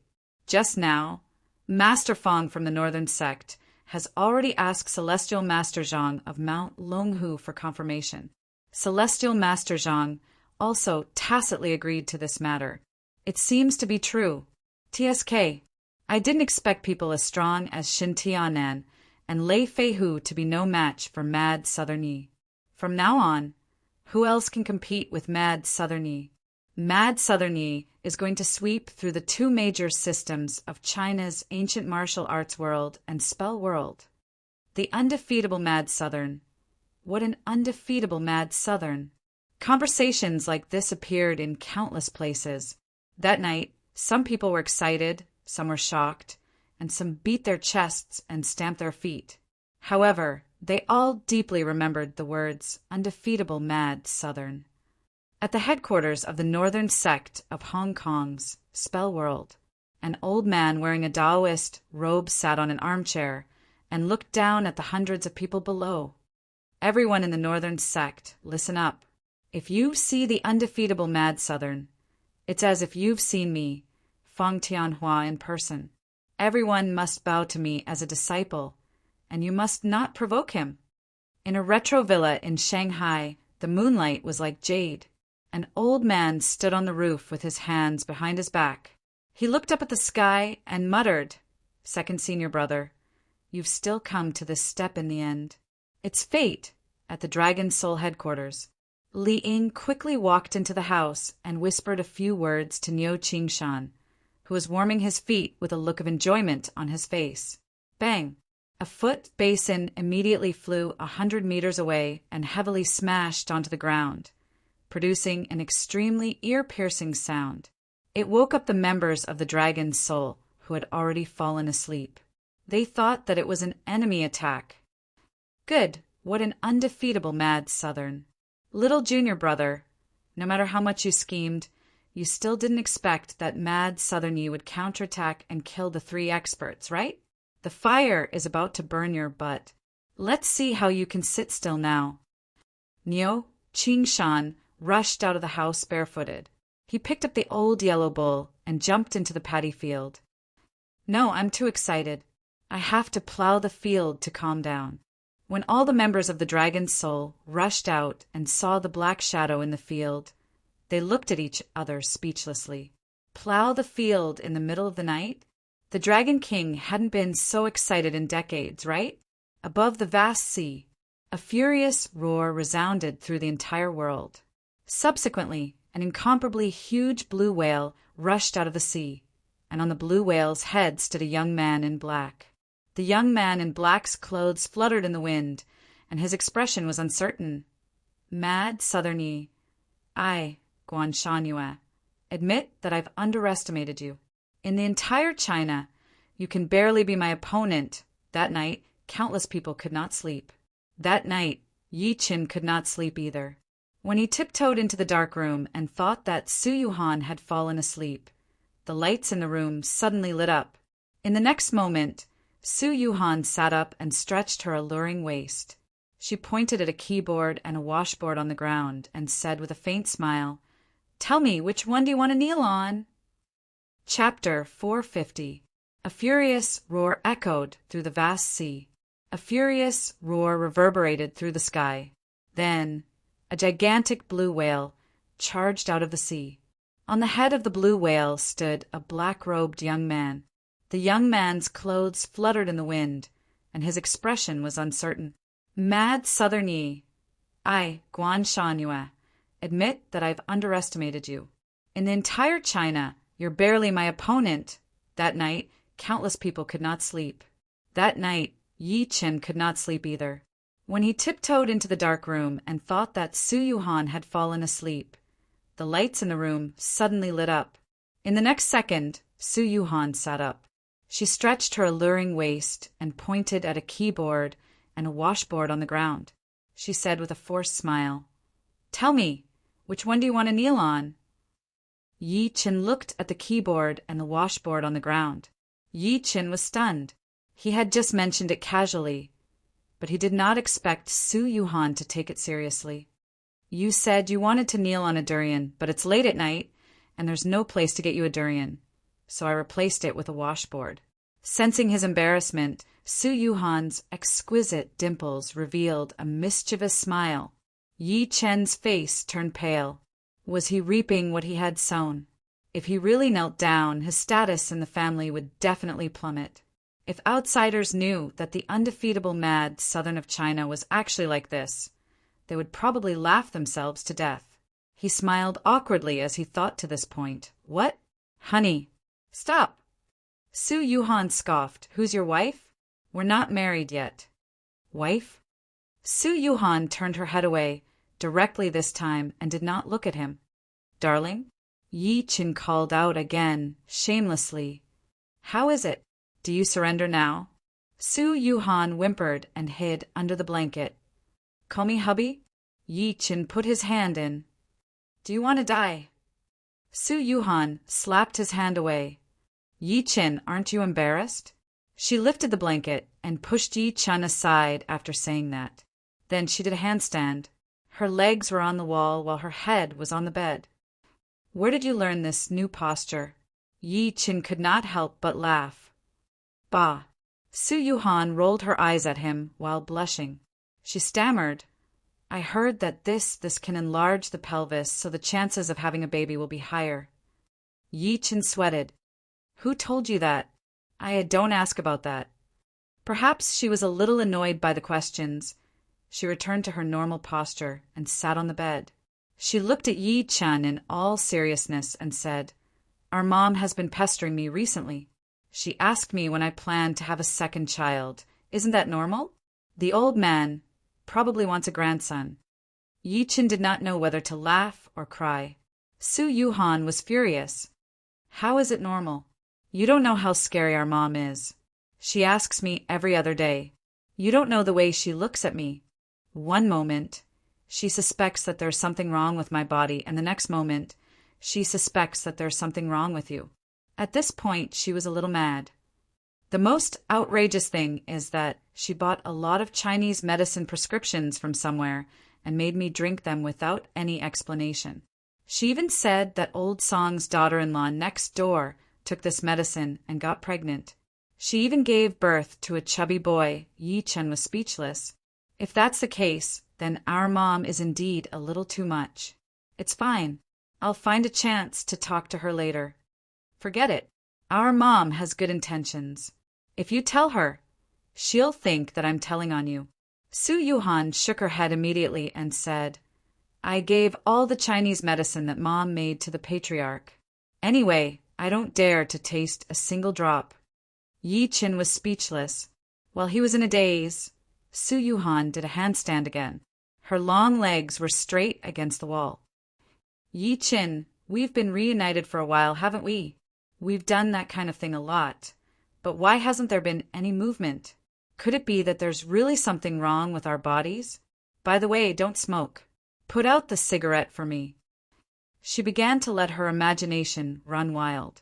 If all the employees in her company saw this, they would probably be so shocked that their jaws would drop to the ground. How, woman? Yi Chen said in between tears and laughter, Don't worry. There's nothing wrong with you and me. The reason why there's nothing is probably because we don't have the luck for now. We'll naturally have it when the luck comes. He was already on foundation building now, so it would be even more difficult for him to get Su Yuhan pregnant. That was why it was said that there would definitely be 5 drawbacks and 3 drawbacks in a cultivator's life. Moreover, he felt that having Meng Meng alone was pretty good. The little girl was smart and sensible. She was her father's sweet little jacket. Oh yeah, I have something to discuss with you. At that moment, Su Yuhan seemed to have thought of something and sat down again. It'll be Meng Meng's 5th birthday on the 8th of next month. How do you plan to celebrate it for her? I haven't thought about that yet. Why don't you ask our daughter later? After all, she's the birthday girl. Yi Chen shook his head lightly. At his current stage, he did not lack money. The little girl could be said to be well-dressed and well-fed. He would give her whatever she wanted. Even if she wanted the stars in the sky, Yi Chen would think of a way to get them for her. All right, I'll ask tomorrow. Before that, you're not allowed to tell our daughter about this. We've agreed to keep it a secret and give her a surprise. Su Yuhan nodded and said, Go to sleep. I have an appointment with someone tomorrow. I'm going to take our daughter to a special class. Special class? Yes, for example, piano practice, drawing, and so on. Anyway, I want my Meng Meng to be an all-around genius. That way, her sky will be wider in the future. Looking at her serious expression, Yi Chen thought about it and did not stop her. Forget it, he would let her be, as long as she was happy. Moreover, although his daughter had not embarked on the path of cultivation, she had taken so many medicinal pills from him. There was no pressure on her to study. The next morning, after the whole family went out, Yi Chen stood at the entrance of the villa. He lifted his head and looked at Jiulong Lake in front of him. There was a thoughtful expression on his face. Now that I've broken through to foundation building, I can use Jiulong Lake to set up a formation. Although this place isn't rich in spiritual energy, it's still better than other places. If I find some herbs to plant in the lake and use the formation, the spiritual energy here will definitely increase greatly. By then, even if my parents don't cultivate, there won't be any problems with their bodies under the nourishment of spiritual energy. On the contrary, it won't be a problem for them to live for more than 100 years. Moreover, although the Lei clan's 13 gangsters have been dealt with by the Patriarch of Hell and the rest, there's no guarantee that there won't be people who will target my family in the future. Therefore, this formation has to have a protective function. Yi Qin secretly made up his mind. Now he was no longer afraid of anyone. He was mainly worried that the other party would threaten him with his family. Therefore, he had to take all kinds of measures. After all, he could not stay by his parents, wife, and daughter's side all the time. End of this chapter. Chapter 451. Just as he was thinking about it, Lin Tai and Yang Tian walked over quickly. Lin Tai passed a storage ring to Yi Qin and said, "My lord, I've gotten most of the materials that you asked for. However, I'm still lacking the wind, thunder bamboo that you mentioned." Just when Yi Qin was about to speak, he heard him say, "However, we met someone when we were shopping. He said that he has it and that he's willing to give it to you. He only wants to meet you." The wind thunder bamboo was a type of water spirit plant with the ability to gather energy. Yi Qin planned to plant it in Jiulong Lake. It was the most suitable to provide spiritual energy for Jiulong Lake. "He wants to meet me?" Yi Qin was surprised. "Who is it?" "He claims that his surname is Yuan and said that he's met you a few times in Shenangjia." Lin Tai said, truthfully, "Surname Yuan? Could it be him?" Yi Qin came to a realization and said, "Let him come." Half an hour later, an old man in a Chinese tunic suit walked into the Yi family villa, quickly. Subsequently, he clasped his fists at Yi Qin, who was standing by the lake, and said, "Yuan Chi-Tai greets Senior Yi. Where's the wind thunder bamboo?" Yi Qin turned around and looked at him. Yuan Chi-Tai did not hesitate. He immediately took out something that looked like a bamboo shoot root from his pouch and offered it with both hands. "I wonder if Senior Yi is talking about this?" Yi Qin extended his hand and grabbed it. The item flew into his hand. A few seconds later, he could not help but nod and say, "That's right, that's what I want. Where did you get it?" He was really curious. Although the wind thunder bamboo was not considered rare in the cultivation world, it was still relatively difficult to find on Earth. "I found this in Kunlun in my early years. At that time, I only treated it as an ordinary edible bamboo shoot. In the end, I realized that this bamboo is invincible to swords and water and fire."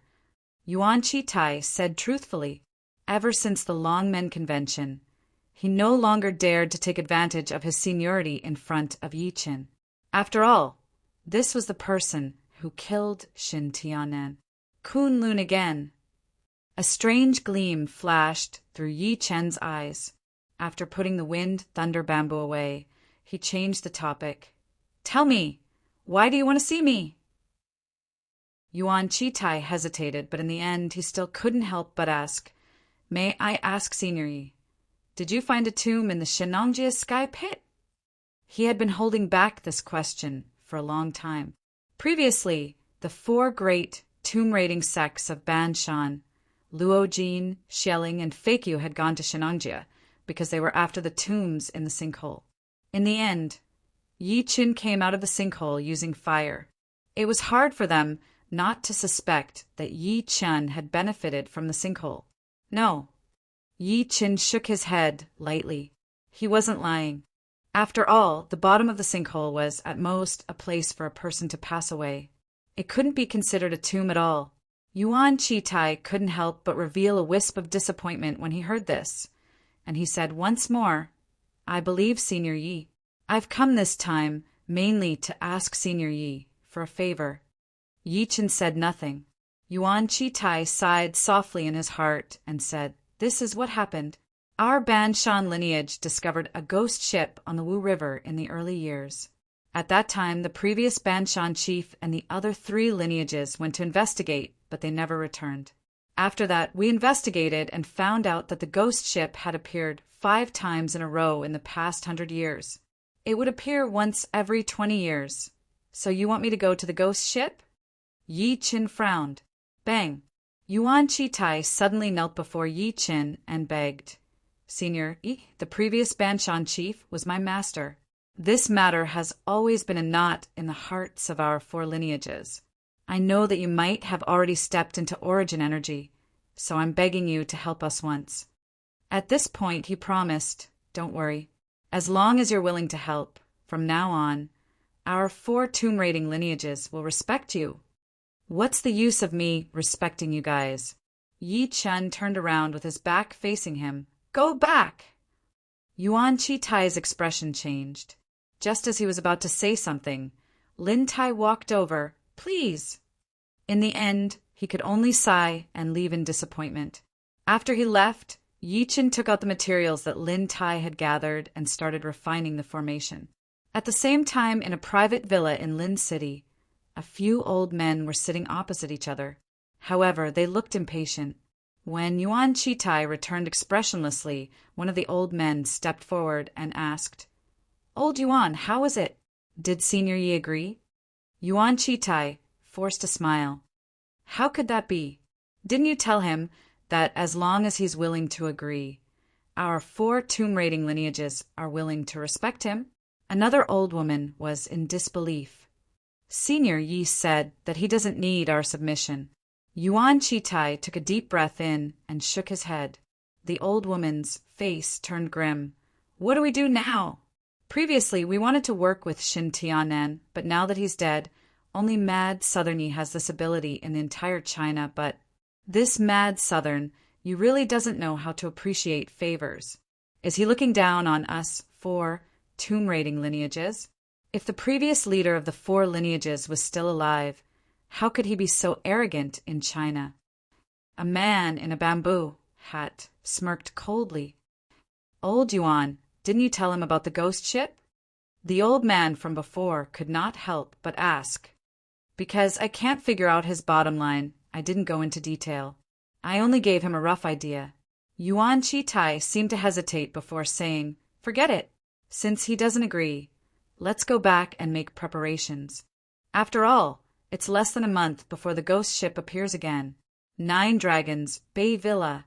Yi Qin stood on 9 Dragons Lake and covered it with his divine consciousness. He lifted his hand and shot 9 green cyclones. The cyclones landed in 9 corners of 9 dragons, like one after another. Formation rise. Subsequently, he walked to the center of 9 Dragons Lake, and a spirit compass appeared in his hand. As he activated the spell with both hands, the spirit compass suddenly emitted a ray of light. Whoosh! The spirit compass expanded in the wind, covering the sky and earth like an incomparably huge stone mill. The stone mill completely covered the entire 9 Dragons Lake. At the next moment, 9 dazzling rays of light shot out from 9 corners. The rays of light were about 3 to 4 meters tall, like a fountain. The 9 rays of light in the water gathered together in the sky, forming a tight net that completely covered the entire 9 Dragons Bay Villa. Boom! The surface of the lake immediately trembled as if it was boiling. Not long after, waves of white fog rose from the surface of the lake. The white fog was so thick that one could catch it with their hands. A golden rainbow appeared in the sky. Countless fish jumped out of the lake and rushed toward the rainbow, as if the rainbow was the Dragon Gate. Seeing this scene, the Patriarch of Hell was speechless. What a wonderful formation. Even I couldn't do this when I was at the same level as fellow Yi. Not bad. Yi Chen opened his eyes slowly. A hint of satisfaction flashed through his eyes when he sensed the dense spiritual energy around him. From now on, the 9 Dragons Bay Villa can barely be considered a territory.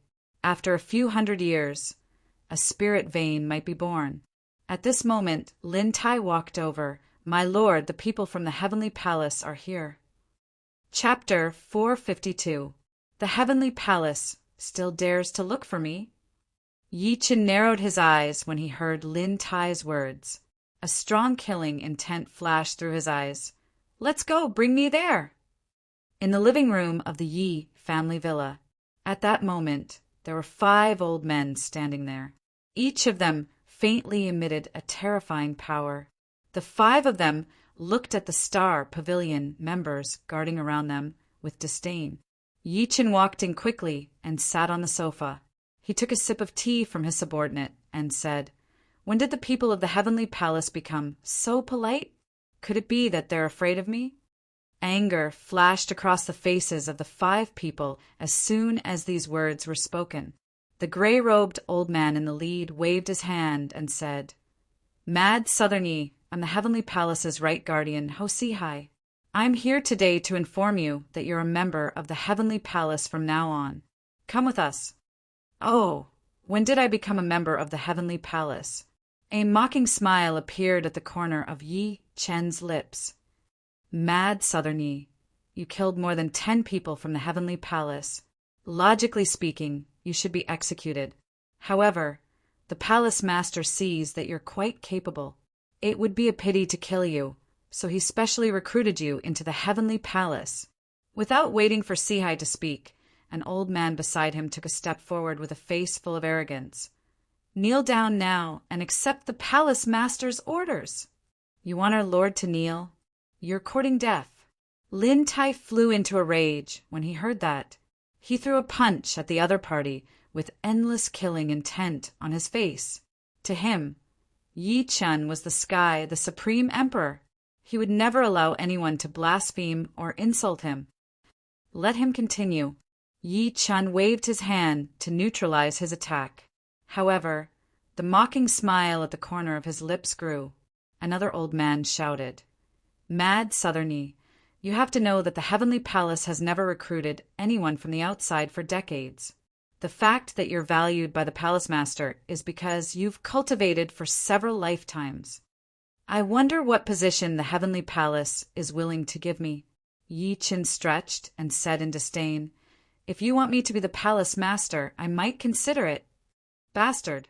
The few of them were furious when they heard that. The old man from before shouted, "Mad Southern Yi, don't think that you can look down on the Heavenly Palace just because you killed Shin Tian-nan and Lei Feihu. To be honest, the Heavenly Palace's power is beyond your imagination. This old man will now give you a minute to consider.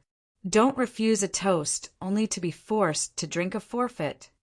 Ho Si-hai, who had not spoken until now, said in a deep voice, "There's no need to think about it."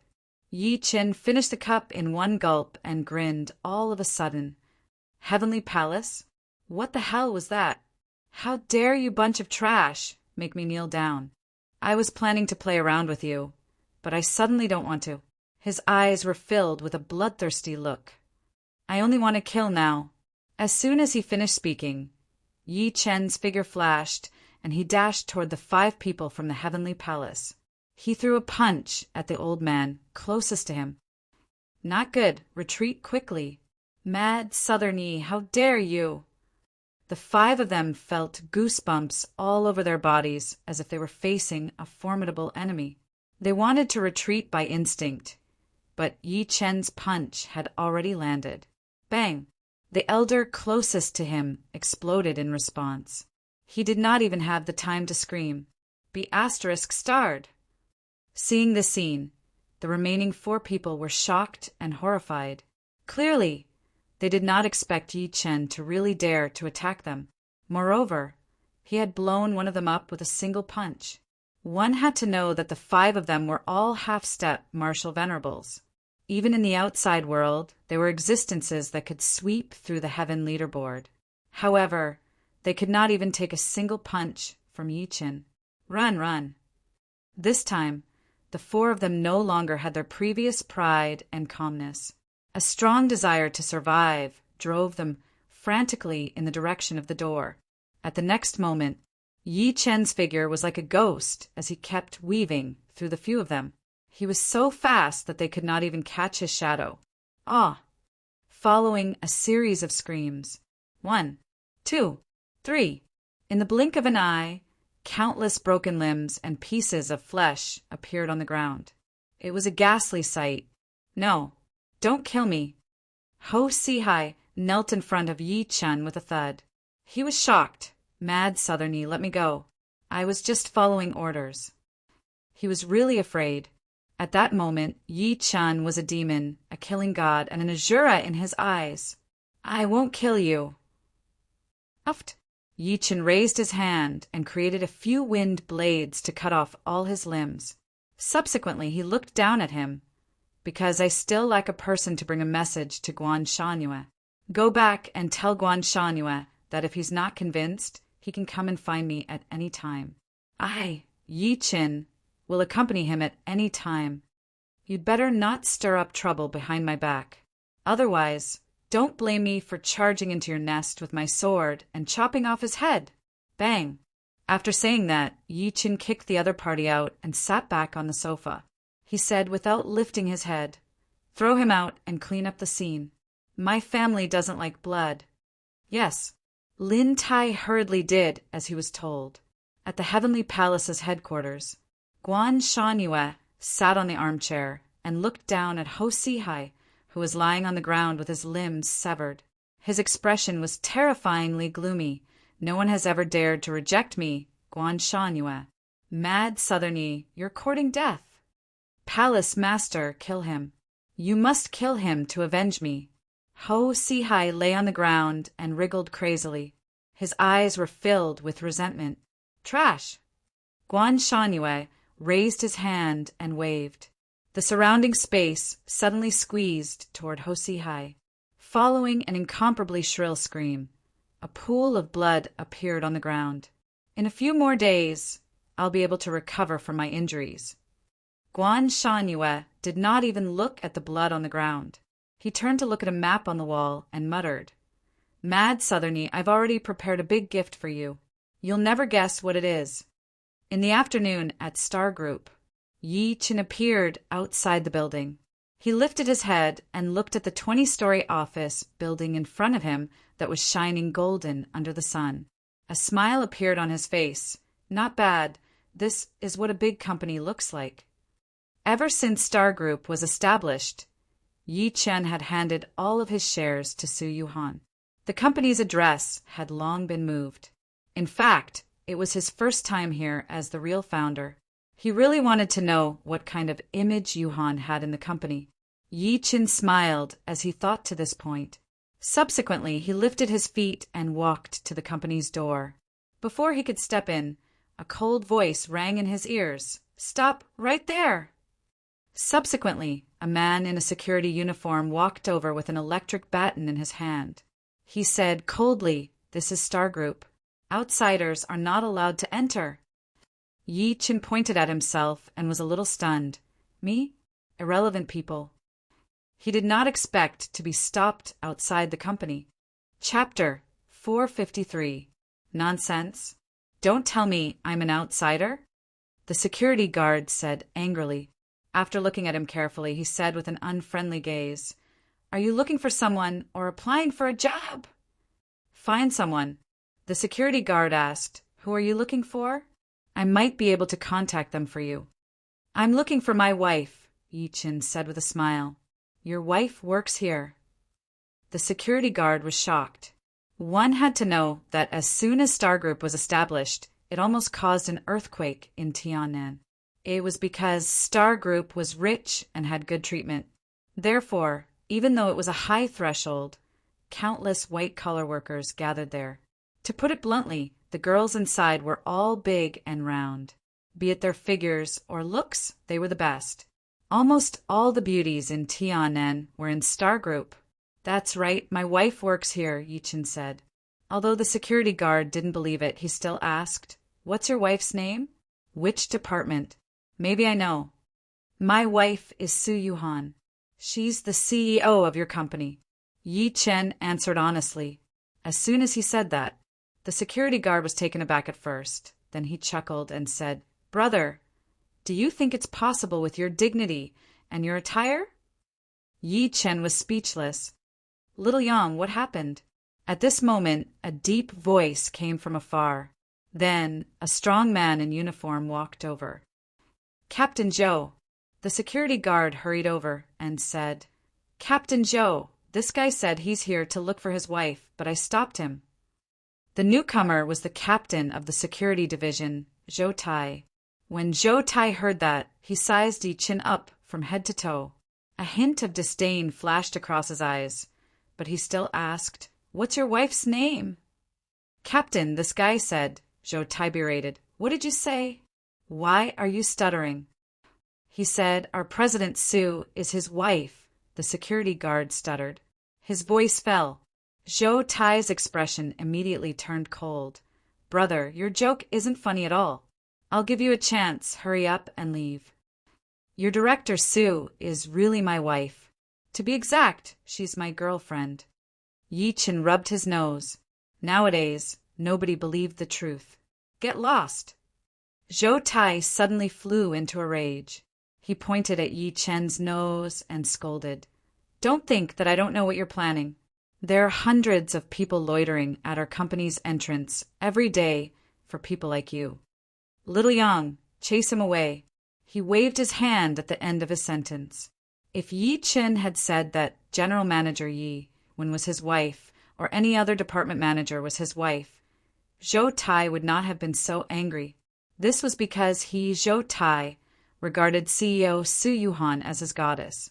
How could he tolerate outsiders blaspheming his goddess? Xiao Yang pushed Yi Qin away. "Brother, let's go. Stop pretending. You won't be able to enter this door today. Don't make me do it." At this moment, a cold voice sounded. "What are you doing?" Everyone looked up and saw a woman in a beige office lady uniform and crystal high-heeled shoes walking over quickly. As soon as he saw her, Yang and Zhou Tai's expressions immediately changed. It was because the other party was General Manager Yi Wen. Her status in the entire star group was second only to CEO Su Yuhan. The most frightening thing was not her identity, but her methods. Yi Wen was known as the maker of eunuchs. There was once a son of a company executive who wanted to force himself on Yi Wen. In the end, Yi Wen kicked him in the groin and sent him to the hospital on the spot. In the end, he was even transferred to a large hospital abroad. "Director Yi!" Yang and Zhou Tai said hurriedly. Zhou Tai quickly said, "Director Yi, it's like this. This guy said that he's here to look for a wife, and he even said that our director Sue is his wife." Yang could not help but close his eyes. This brat was doomed.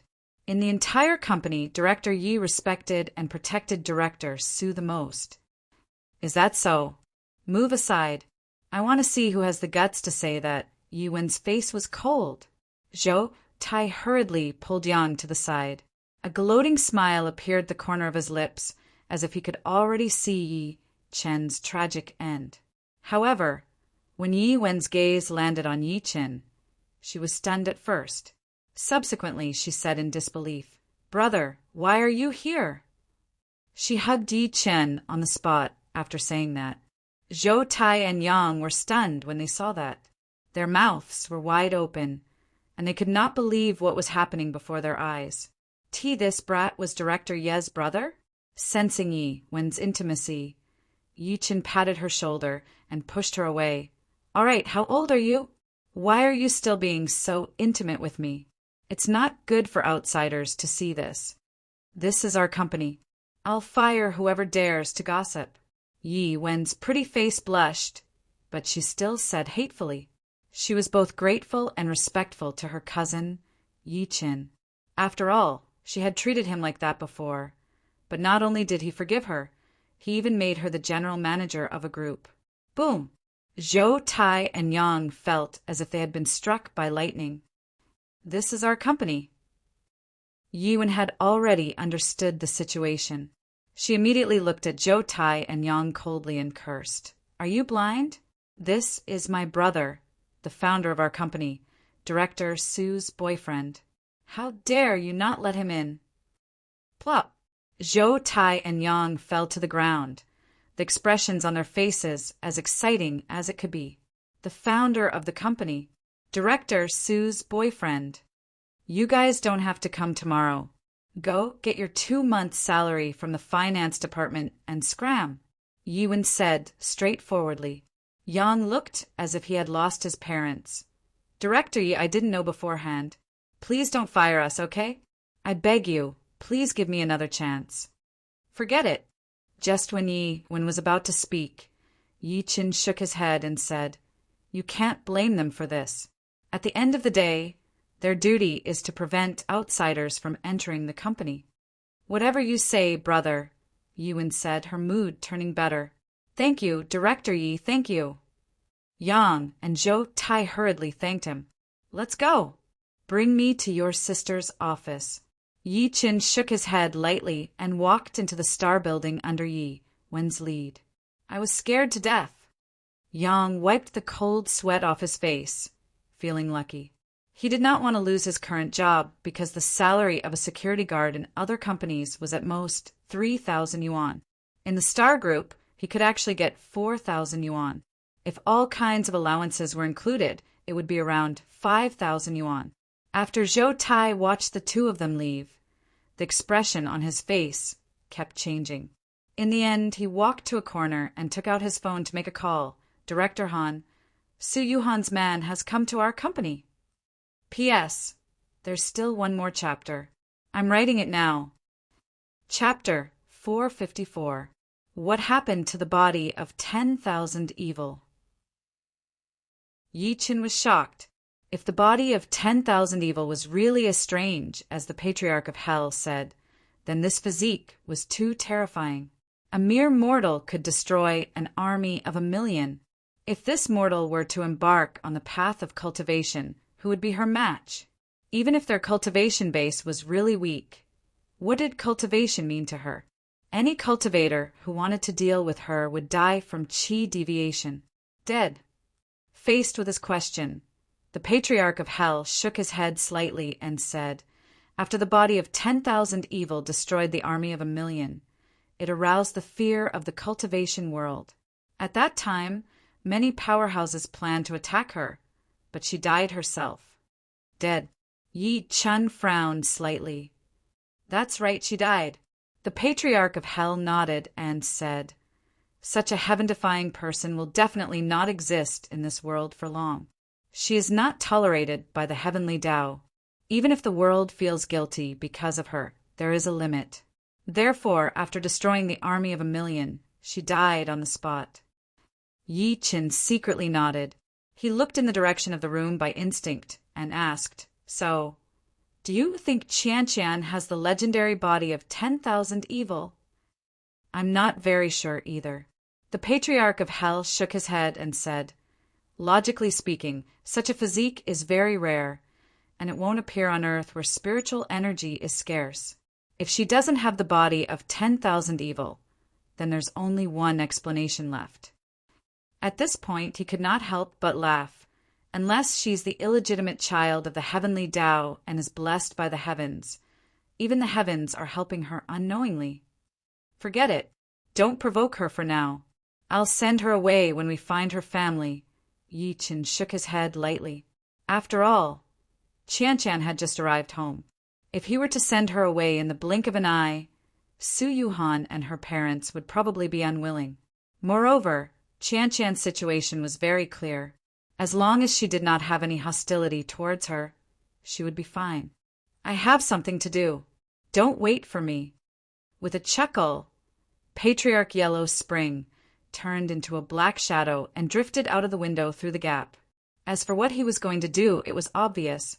Yi Qin shook his head and walked into the room. Deep into the night, in a secluded alley in the west district of Forest City, a black puppy took advantage of the darkness to appear in front of a family's door. The black puppy's body shook, and a mist immediately spread out from its body. After the fog dispersed, a wretched-looking young man in black clothes with 3 strands of beard on his mouth appeared. The young man coughed and knocked on the door of a house. Creak! The wooden door was opened, and a fierce-looking youth peeked out from inside. The youth was about 15 or 16 years old. When he saw the youth, he immediately smiled and said, "Uncle Huang, you're looking for my mother again." "Yeah." The young man seemed to be a little embarrassed with his hands behind his back. He took out a stack of cash and handed it to the teenager. "Take this money and play. If it's not enough, you can ask me for more." "Thank you, Uncle Huang." "Uncle Huang, If only you were my father." The young man happily took the stack of money and left the house like a gust of wind. However, an imperceptible ruthlessness flashed across his eyes. The young man did not seem to notice the look in his eyes. He pushed open the door and walked in. A woman's voice came from inside. "Brother Huang, you're here again? Where's Lil Tian?" He went out to play.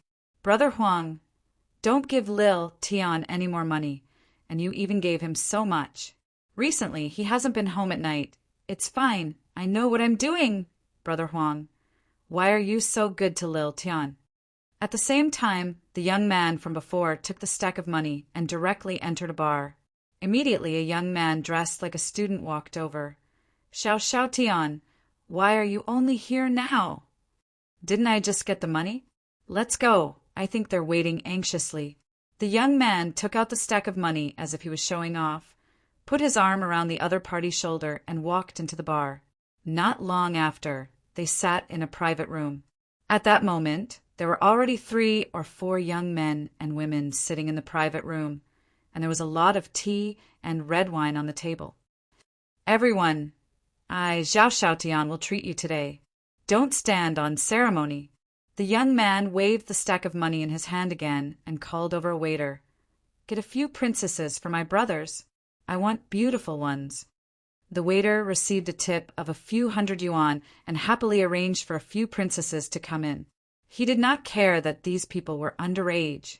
After a quarter of an hour, Zhao Xiaotian hugged a woman who was 10 years older than him and lit a cigar. He was very proud of himself. "Zhao Xiaotian, did you win the lottery recently? Otherwise, where did you get so much money?" A young man with a nose ring was puzzled. Another young man with dyed yellow hair said, "That's right, Zhao Xiaotian. I remember that after your father died, your mother was the only one who earned money in the family. And she seems to be a waiter in a nightclub, right? Her monthly salary isn't much. Don't mention the B*TCH to me." The young man was a little unhappy when he heard this. He slammed his glass on the table and said with a ferocious expression, "That B*H recently hooked up with a rich man. This money was given to me by that rich man." Everyone was surprised when they heard that. The young man seemed to have thought of something and turned to look at the young man with the nose ring. "Wang Lei, I remember you saying that you know Brother Leopard's men, right?" "Yes, I do." Wang Lei's expression was a little unnatural. In fact, he was just bragging. Brother Leopard, Lin Tai, was very elusive in Tianan. How could a small fry like him know him? The young man nodded and took out a stack of money and slammed it on the table. "Here's 20,000 yuan. Contact the assassins under Brother Leopard and kill that adulterous couple for me. After it's done, I'll give you another 20,000 yuan. Zhao Xiaotian, that's your mother. It's not easy for her to earn money to support your studies. You want to kill her? Also, murder is against the law." A female classmate was so scared that her face turned pale. "Mother?" The young man smirked coldly. "She's just my stepmother. She's not related to me by blood at all. My father died because of her.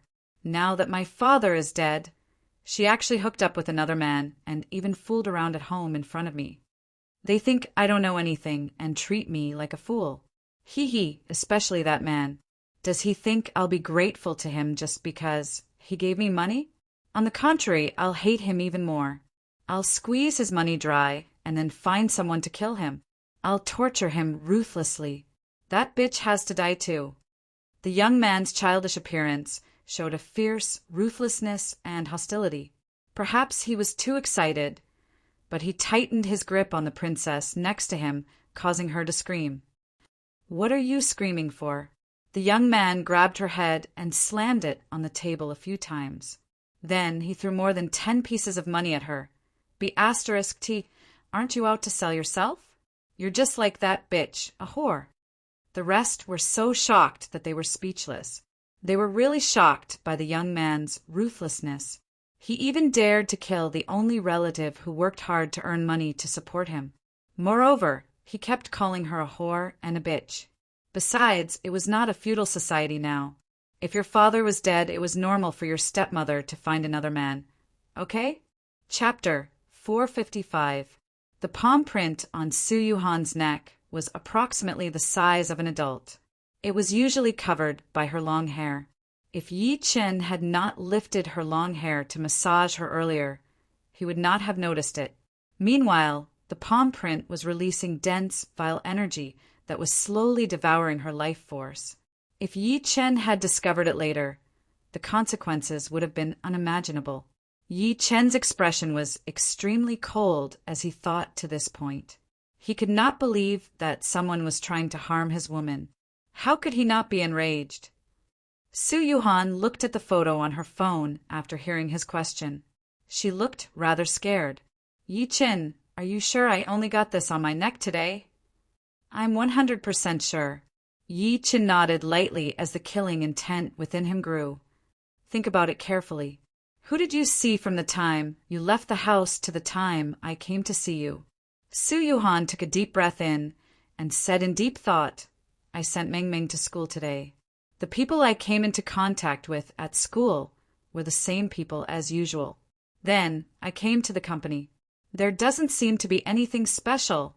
Yi Chen frowned slightly upon hearing that. Oh yeah. At this moment, she seemed to have thought of something and said, On my way to the company, I met an old man who had a heart attack. At that time, he was lying on the side of the road alone and looked like he was about to die, so I sent him to the hospital. Which hospital? Let's go, bring me there now. A ferocious gleam exploded in Yi Chen's eyes. At the entrance of the first affiliated hospital of Tiannan University. After getting out of the car, Yi Chen led Su Yuhan in quickly. At the moment, there were not many people in the hospital. The staff of the registration department was watching videos on their phones. Su Yuhan knocked on the glass window and said, Doctor, please check the records of an old man who was sent to the emergency room at 9:30 a.m. this morning. Are you guys his family? The person asked without even lifting his head. No, but Su Yuhan was interrupted before she was done speaking. Since you're not, you have no right to know about the patient's privacy. She could not help but look at Yi Chen. She left after sending the old man to the hospital in the morning. After all, there was an important board meeting in the company, so she had no idea how the old man was doing. Yi Chen frowned slightly and covered the entire hospital building with his divine consciousness. He wanted to look for this person based on Su Yuhan's hint, but to his surprise, he saw both of them. It was old Master Gu and Gu Yingying. Let's go. Yi Chen held Su Yuhan's hand and went to the 5th floor. They walked to old Master Gu's room. The two of them were chatting with a patient at that moment. They walked out immediately when they noticed Yi Chen. Mr. Yi, why are you here? Old Master, let's cut the crap. Help me investigate someone. Yi Chen told him everything that happened to Su Yuhan with a grim expression. All right, I'll check it for you right away. Old man Gu didn't dare to hesitate. He immediately found the director of the hospital and personally gave the order. At this time, the importance of power and status was reflected. The so-called privacy was discovered in less than 10 minutes. Mr. Yi, he's already dead. The director of the hospital was a bald man in a white coat. His surname was Liu, and he smiled apologetically. Yi Chen frowned. Dead. That's right, he's indeed dead. Moreover, his family is still clamoring for compensation in our hospital. They feel that our hospital has no regard for human life. Director Liu said, not knowing whether to laugh or cry. The few of them talked as they walked. When they passed by a corridor, they heard sounds of argument coming from an office. Quack, my father was fine earlier. How did he suddenly have a heart attack? You must give us an explanation today. Otherwise, I won't let you off. Mr. Xiao, don't be agitated. Your father died before he was sent to our hospital. I've shown you the autopsy report, F***CKU. The autopsy report you showed me said that my father has been dead for more than a month. Who are you trying to fool? Then the sound of tables being slammed and stools being thrown came from inside. Seeing this, Director Liu pushed the door open and walked in. Yi Chen stood at the door and saw a young man with dyed hair grabbing a doctor's collar and beating him up. Next to him was a woman who was dressed in an unusually coquettish manner. "Stop hitting him." As the security guards intervened, the two of them were separated. The young man smirked coldly. "What? Is your hospital trying to bully me with your numbers? Do you believe that I can get 50 people to come over and smash your lousy hospital with just a phone call? Mr. Shao, your father has indeed been dead for more than a month. The autopsy report we gave you is not fake. If you don't believe me, I suggest you call the police," Dean Liu said in a kind tone. Just as the young man was about to speak, Yi Qin, who was at the door, suddenly said, "Show me the autopsy report." Director Liu immediately handed it to him. Yi Qin took it and scanned through it quickly. He lifted his head to look at Director Liu and said, "You mean that this old man named Xiao Fushou has actually been dead for more than a month? And he didn't die of a heart attack?" Yes. Director Liu nodded hurriedly. "Impossible," Su Yuhan and the young man said in unison. "When I sent the old man to the hospital this morning, not only could he move, but his eyes were also open and he could even speak. How could he have been dead for more than a month?" Su Yuhan looked at Director Liu suspiciously. The hospital's proof made her feel like her decades of education had been insulted. "You're the one who sent my father to the hospital?" The young man looked at her and suddenly reached out to grab her. "My father's death must have something to do with you. If you hadn't sent him to the hospital, my father might not have died. Pay up, you must pay up. Get lost." Yi Qin slapped him and sent him flying. He lifted his eyes and said to Director Liu, "Where's the body? Take me to see it." "It's in the mortuary." "In the mortuary on the 4th floor of Building B of the hospital." The air was cold. Yi Chen's expression turned uglier as he looked at the freezer drawers that had been pulled out, and the air was filled with cold air. "Where's the body?" Director Liu could not help but look at a skinny old man behind him. The skinny old man's face turned pale, and he said with a face full of fear, "It was clearly here, and I remember that it was only put in less than an hour ago. How did it disappear? You must have wanted to destroy the body." The young man from before hurriedly said. Old Master Gu was also furious.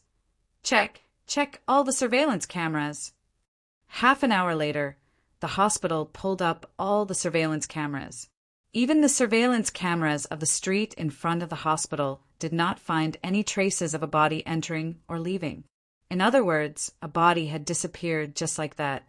Director Liu and the others were scared to death. Old Master Gu took a deep breath in. "Miss Yi, do you want me to contact Lin City's Traffic Control Bureau to pull up the surveillance cameras of the entire city and investigate the entire city?" "Forget it. There's no need to investigate." Yi Chen held Su Yuhan's hand and left after saying that. Chapter 456. P.S. The original Chapter 448 has been censored. The current Chapter 448 is actually Chapter 449. Everyone go back and take a look. This way, the plot will not be broken. Thank you. After leaving the hospital, Yi Chen took out his phone directly and dialed Lin Tai's number. "Get a person called Xiao Kai under control. He's at the first affiliated hospital of Tiannan University." Xiao Kai was the deceased son. He was also the young man who wanted to extort money from Su Yuhan. All right. Although it was through the phone, Lin Tai could sense the killing intent and coldness in Yi Chen's voice. He jolted and agreed immediately. As the car started moving, Su Yuhan could not help but ask, "Yi Chen, there's something wrong with this hospital. They've killed someone, yet they insist on saying that the old man has been dead for over a month. I think we should call the police." "There's nothing wrong with the hospital, but there's something wrong with the dead," Yi Chen said. "What did you say?" Su Yuhan's pretty face changed. "There's something wrong with the dead? Are you saying that the hospital is telling the truth? That the old man has been dead for more than a month?" Thinking of this, her face turned pale. If the old man had really been dead for more than a month, then what did she encounter this morning? Don't worry. I'm here." I'll help you deal with the mark on your neck immediately when we get back. Yi-Chin comforted her while smiling. However, the ferocity between his brows was still lingering. He didn't know much about autopsy, but he smelled the stench of corpses in the morgue just now. Generally speaking, when a person was about to die, there would be a deathly aura on their body, also known as lethargy, and the corpse aura would only be released after 24 hours. However, the old man had only died for less than half a day, and the morgue was filled with the stench of the corpse aura. This meant that the hospital was right, the patient had died a long time ago. Moreover, Yi-Chin also sensed corpse energy from Shao Kai's body, which further proved his speculation. That was why he asked Lin Tai to secretly control Shao Kai. Thinking of this, the coldness on his face intensified. I don't care if you're human or ghost. Anyway, congratulations on successfully offending me. On the desolate street, a little girl of about 5 or 6 years old walked on the street with her head lowered. The little girl was dressed in rags, and the shoes on her feet were of different styles, revealing 2 red and swollen toes. A well-dressed young man walked over. The little girl greeted him shyly and stretched out her dirty little hand. Big brother, give me something to eat. Chan hasn't eaten for a few days. Where did this little beggar come from? Get lost. The young man immediately covered his mouth and nose with his hand and shouted at her. After that, he even lifted his leg and kicked her away. The little girl rolled into the middle of the road. A red Porsche drove over. A look of despair appeared on the little girl's face. Seeing that the car was about to hit him, Su Yuhan, who was in the car, said immediately, Yi-Chin, stop the car. Stop the car now. Eventually, the car stopped less than 10 centimeters away from the little girl. Su Yuhan opened the car door immediately and helped the little girl up. She checked her up and down. Little girl, are you okay? Yi-Chin also got out of the car. Sister, Chan is fine. The little girl was shocked and retreated a few steps back immediately. She looked at Su Yuhan's expensive and clean clothes with some fear. She was afraid of dirtying her sister's clothes because the big brother from before thought that she was smelly and dirty. She was even more afraid that her brother and sister before her would call her a little beggar and beat her up. Su Yuhan, secretly, heaved a sigh of relief. She looked around and then at the dirty and ragged little girl. Little girl, are you alone outside? Where's your family? She wanted to see if she could contact the little girl's family and send her back. After all, it was too dangerous for a child to be outside. Family. The little girl glanced at her blankly and subsequently lowered her head to look at her shoes that revealed 2 toes. She said weakly, Chan is alone. I don't have a family. I don't know who my father is or who my mother is. Then, aren't you an orphan? Su Yuhan blurted out by instinct. She realized that what she said was a little hurtful, so she changed her words immediately. Little girl, where do you live? I'll send you back, okay? Chan doesn't have a home either. The little girl lowered her head even more and said with tears in her eyes, I can't remember many things. I only remember living with Grandpa Sunday. Who's Grandpa Sun? Where does he live? Su Yuhan asked. Grandpa Sun is Grandpa Sunday. There was a hint of color in the little girl's blank eyes. Grandpa Sun treats me very well. He gives me buns to eat and even spends money to send me to see a doctor. Later on, Grandpa Sun disappeared and I became alone again. After finding out that she was an orphan, Su Yuhan's eyes turned slightly red. She could not bear to leave her alone, but she did not know what to do. She could not help but look at Yi-Chin. Yi-Chin, what do we do now? Why don't we call the police? The police will deal with it. At the very least, we can send her to the orphanage, Yi-Chin said. As soon as he finished speaking, Chan hurriedly took a few steps back and looked at him with pleading eyes. Big brother, big sister, don't send Chan to the orphanage. They don't play with Chan. They throw stones at Chan and like to lock Chan in a small dark room. Chan is afraid of the dark. Big brother, big sister, thank you. Chan won't trouble you. After saying this, the little girl turned around. Her back view was very lonely. She was about to leave. Su Yuhan asked immediately, Qian, where are you going? Qian doesn't know either. Su Yuhan tugged at the corner of Yi Chen's shirt. Yi Chen, why don't we adopt Qian? She's too pitiful. We'll send her back after we find her parents. At this point, she could no longer hold back her tears. As she was also a mother, she saw Mingming's shadow in Qian. When she saw Qian's lonely appearance, her heart ached as if it was struggling. She could not help but think that her daughter, Mingming, was also a second Qian when she and Yi Chen were not around. Yi Chen nodded and said with a smile, You decide. Su Yuhan cried tears of joy when she heard that.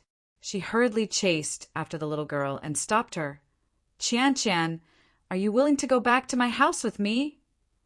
Sister, will I be able to eat if I go home with you? The little girl's face was filled with hope and fear. Sister, will you hit Qian? Will you sell Qian to someone else? Qian seems to remember that there was an aunt who wanted to sell Qian after losing a game of cards. At this point, she was a little confused. I don't think it was an aunt. It was an uncle. When he was drunk, he burned Qian with a cigarette, but it hurt so much. No, I promise I won't. Su Yuhan's nose turned sour.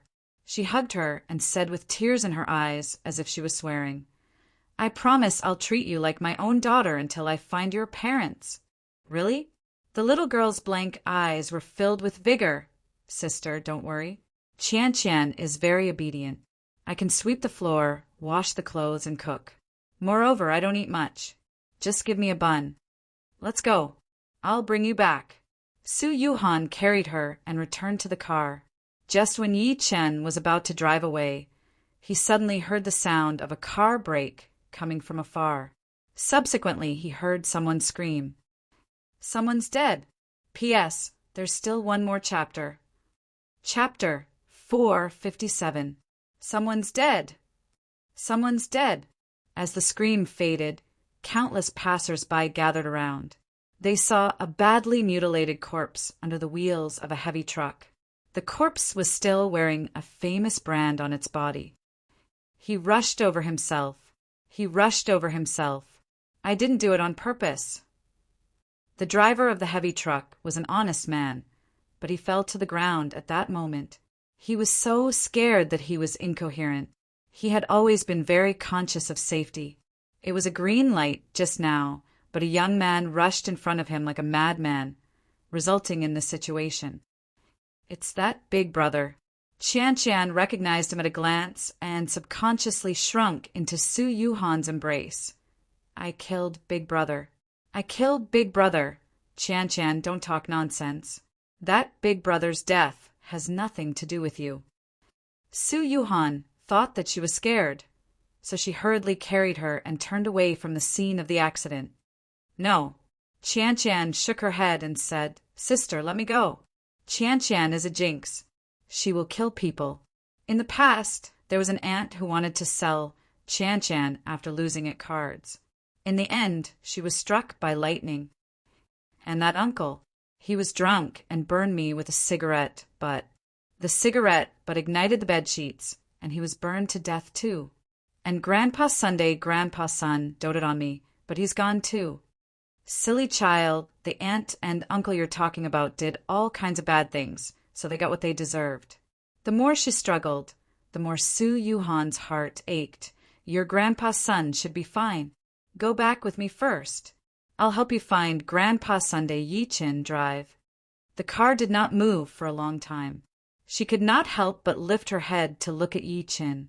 However, she saw that Yi Chen's gaze was fixed on the scene of the accident. She could not help but ask, What's wrong? Nothing. Yi Chen took a good look at Qian. Then he started the car and rushed home. When the car arrived at the entrance of the villa, Su Yuhan carried Qian down and said with a smile, Qian, let's go in with me. Sister, is this your home? Qian looked at the villa in front of her timidly, looking a little reserved and unfamiliar. Sister, will I dirty your home if I go in? After saying this, she lowered her head and looked at her dirty little hands. as well as the pair of torn and tattered shoes. How could that be? I won't despise you. Su Yuhan shook her head, not knowing whether to laugh or to cry. She took the initiative to hold her little hand and walked in. She said as they walked, "I'll shower you first and change into a clean set of clothes before eating." "Yes, yes." The little fellow nodded obediently.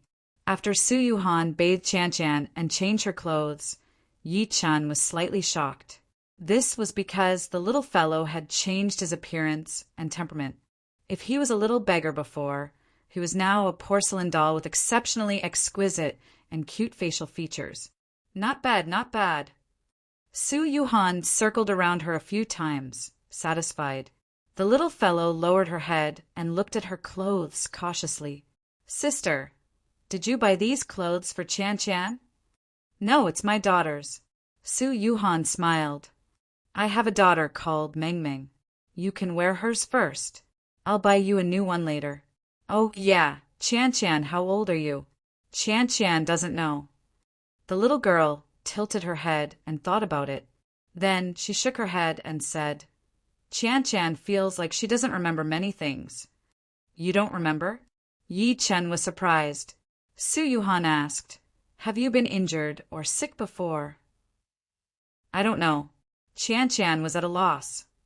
"I forget some people and things every once in a while. Maybe I'll forget you and Big Brother in the future. Give me your hand and let me see." Yi-chan held her little hand and secretly channeled some spiritual energy into her body. He did not find any signs of injury. "Yi-chen, how did this happen? Why don't we send Chan to the hospital?" Su Yuhan was worried. "No need." Yi-chen shook his head lightly. "There's nothing wrong with her body. Let's observe her for a while more." Su Yuhan could only nod and go to the kitchen to cook a big bowl of noodles for the little girl. She even added 2 poached eggs. When the sky was about to turn dark, Su Yuhan went to pick up Meng. Her parents returned home as well. The moment they saw Chan, they were stunned. Chan stood behind Su Yuhan in fear. She poked her head out and looked at Meng timidly. Her expression made one's heart ache uncontrollably. "Daddy, who is she?" Meng widened her eyes and looked at Chan curiously. Yi Hai seemed to have thought of something. He looked at Su Yuhan first, and then at Yi-chin. "Xiaoqin, this child is... Xiaoqin, this is your fault. Yuhan did it for you." Wu Lan's expression changed. She thought that Chan was Yi-chen's illegitimate daughter. Yi-chen knew that they had misunderstood when he saw their expressions. He then told them what happened, not knowing whether to laugh or cry. After hearing that, the 2 old men heaved a sigh of relief. Then they looked at Chan with heartache and sympathy. "Your name is Chan, right?" Wu Lan walked over and said kindly, "You can stay with us from now on. Grandpa and Grandma will dote on you." Yi-chen was speechless when he heard that. Chan called him and Su Yuhan Big Brother and Big Sister. In the end, his mother simply became a grandmother. The seniority was messed up, but he did not care about that. Meng, Chan will be your big sister from now on. You're not allowed to bully her," Su Yuhan said seriously as she looked at her daughter. The little girl pouted unhappily. "Mommy, I'm taller than her. Why is she the big sister and I the little sister?" To be honest, Chan looked much thinner and weaker than Meng. It was probably because she had been wandering outside for a long time and was malnourished due to lack of food. Although Meng was less than 5 years old, she was 2 meters tall. When the 2 of them stood together, anyone would think that Meng was the big sister and Chan was the little sister. However, Su Yuhan felt that Chan was more mature and sensible than Meng, so she thought that she was the big sister. "You're going to do whatever I say? You're not going to listen to Mommy anymore, are you?" Su Yuhan immediately put on a stern face and looked like she was going to beat someone up. "So be it. I don't want to be the big sister." Meng stuck out her tongue and walked to Chan. She waved her hand and said in a domineering manner, "From now on, you're my big sister. In this community, if anyone dares to bully you, just say my name." That attitude, that tone. She was just like a delinquent girl from the last century. Yi Qin was speechless. Yi Hai, who was standing aside, looked helpless. Ever since Yi Qin returned, this girl had brought little Yan how to beat up all the children in the community. She had become the publicly acknowledged king of the children in the community. Fortunately, the little girl did not hit hard. In addition, they were afraid of Yi Chen's existence, so the other party's parents did not care much. After a meal, Yi Chen received a call from Lin Tai. Yi Chen received a call from Lin Tai, who said that he had Xiao Kai under control. This brat seemed to have confessed quite a lot. He told his family about it and left the house. Qian Qian and Meng Meng were completely familiar with each other. They huddled at the door and played with the Patriarch of Hell. Qian Qian was originally afraid of dogs, but she could not resist Meng Meng's bewitching. She weakly reached out to touch the Patriarch's ear. The Patriarch of Hell immediately grinned, scaring her into retreating. "How dare you? It's already hard enough for the Patriarch to have one little ancestor in the family. Now, there's another little ancestor who wants to touch me. Don't you want my face?" Qian Qian was shocked. Tears flashed in her eyes as she said, timidly, "Puppy, you're not allowed to bite people. Otherwise, your teeth will fall out." The Patriarch of Hell rolled his eyes. "I've refined my teeth into low-grade spirit weapons, not to mention biting people. Even if I wanted steel bars, it would be a piece of cake. How could they fall out?" However, at the next moment, he felt a chill in his mouth. 2 canine teeth fell out of his mouth. The Patriarch was stunned. P.S. Today's update for the 3rd chapter has been completed. We'll continue tomorrow. Thank you for your support. Chapter 458. Late at night, Yi Chen arrived at Lin Tai's villa. Lin Tai personally went to the door to welcome him. "My lord!" "Where's that kid?" Yi Chen lifted his eyes and looked around. "In the basement." Lin Tai immediately led Yi Chen to the basement. As they walked, he said, "My lord, this kid is a coward.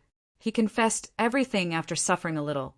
According to Lin Tai, Xiao Kai's family was in the village in the east of the city. His mother died in childbirth when she gave birth to him, and he was raised by his father, Xiao Fusho. This guy had joined the underworld before finishing junior high school. He was either stealing or selling pornographic films. After a long time, he even formed a gang with a few scoundrel friends. Xiao Fusho was so angry that he cut off all ties with him.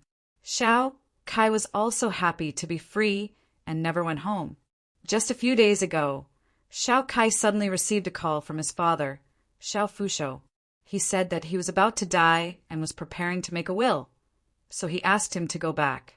In reality, the Xiao family was poor. Xiao Fusho lived on his pension every month. However, Xiao Kai suspected that the old man had some savings, so he hung up the phone and went home. In the end, when Xiao Kai returned home, Xiao Fusho had no money to give him. In desperation, Xiao Fusho said that he was about to die, so he might as well help him to the side of the road and help him earn some money while he could still move. The so-called earn some money was actually a scam. Xiao Kai didn't have the slightest bit of filial piety. He agreed without thinking. Taking advantage of the early morning before dawn, he took Xiao Fusho to a place on the side of the road where there was no surveillance camera. Then he patted his butt and left, thinking about how much compensation he could get. In the end, he waited for the news of Xiao Fusho's death in the hospital. After hearing that, Yi Chen frowned. In other words, this Xiao Kai always thought that his father died in the hospital. That's right. Lin Tai nodded with certainty. This kid thought that we were the hospital's thugs. We wanted him to stop talking nonsense, so he cried and said that he didn't want compensation. As they spoke, the two of them had already arrived at the basement. They saw Xiao Kai stripped naked and hanging in the air. His body was lacerated, and he must have been tortured. As soon as he saw him, Xiao Kai immediately moved his mouth as if he wanted to say something, but his mouth was blocked by the smelly sock. "Now I'll ask you. Answer me. If you dare to hide anything, You'll end up like it. Yi Chen stomped his foot after saying that, and the ground sank into a deep pit. Seeing this scene, Xiao Kai's face was filled with terror. Yi Chen flicked his finger and removed the stinky sock from his mouth. He said in a deep voice, "Let me ask you, when did your father die?" Today. Xiao Kai shuddered and stammered. To be precise, it was around 10:30 this morning. I got him to the side of the road at around 4 in the morning. He was still alive at that time. In other words, he could still talk and move before you dragged him to the side of the road to scam him, right? Yi Chen asked again. Yes, I dare to swear, boss, spare my life. I don't want the money, and I promise I won't say anything. Yi Chen interrupted him. Let me ask you again. Was there anything unusual about your father before this? Unusual? Xiao Kai was stunned. Then he shook his head and said, I don't know. I haven't been home for 3 or 4 years. Slap. A whip landed heavily on his body, causing him to cry for his parents. Lin Tai retracted the whip and said, Think about it again. Stop fighting. Xiao Kai screamed. He seemed to have thought of something and hurriedly said, I remember now.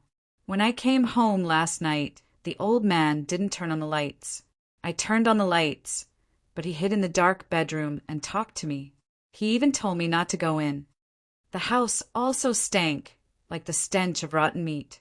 Also, when I got the old man into the car, I found that his body was very cold, like a popsicle, Yi Chen asked, and then, just as Xiao Kai opened his mouth and was about to say something, his entire body suddenly trembled violently.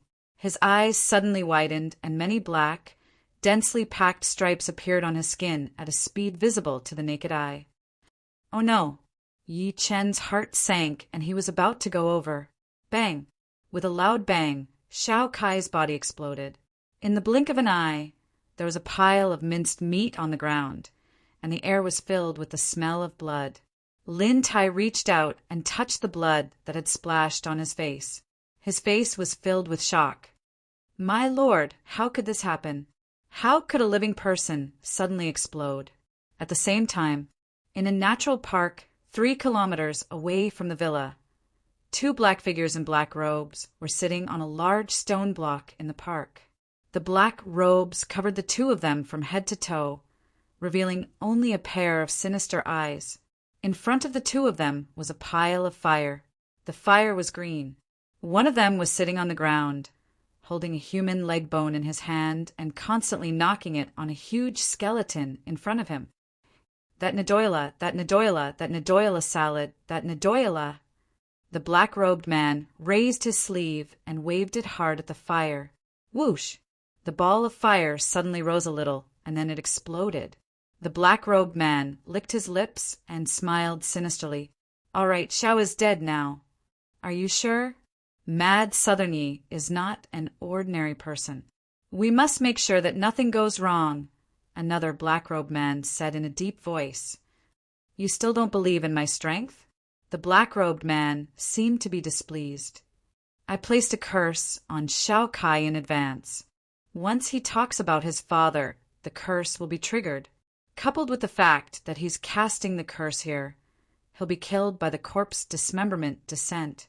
At this point, he could not help but smirk coldly.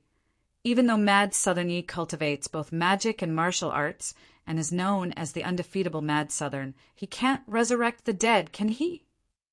Which scoundrel dares to ruin my plans? The moment Xiao Kai exploded, a black gleam flashed in Yi Chen's eyes. Subsequently, he reached out and grabbed the air. A black, illusory figure was immediately caught in his hand. Seeing this scene, Lin Tai, who was at the side, was so shocked that he could not speak because the figure's face was identical to the dead Xiao Kai. Shockingly, it was Xiao Kai's soul. Above his soul, there were gray runes flowing like iron chains. So it's a curse. Yi Chen sized up Xiao Kai's soul as if he was peeling silk from a cocoon. He could not help but smirk coldly. Are you trying to silence me? Unfortunately, you've also successfully exposed yourselves. As soon as he finished speaking, he leaped out of the basement 10 meters in a single step. Subsequently, He leaped onto a 20-story building. Yi Chen's expression was cold. He bent his finger and sucked. In a short period of time, he extracted all the gray runes from Xiao Kai's soul. In the end, these runes condensed into countless string-like threads. He fiddled with the threads with one hand and pressed his right earlobe with the other. His divine consciousness crazily enveloped the area with him as the center, and all the air within a 5-mile radius began to riot. With the soul as the sacrifice, with the curse as the guide. Heavenly Qi, 10,000 miles wind chant. Listen to my command. P.S. Chapter 1, there are 2 more chapters. Chapter 459.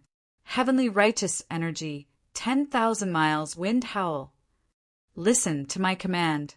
As soon as Yi Chen said that, the wind with him as the center started to rage. It spread like the autumn wind, sweeping away the fallen leaves. The silk thread in his hand also began to vibrate according to the frequency. This was the ability that Yi Chen could perform after breaking through to the foundation building stage.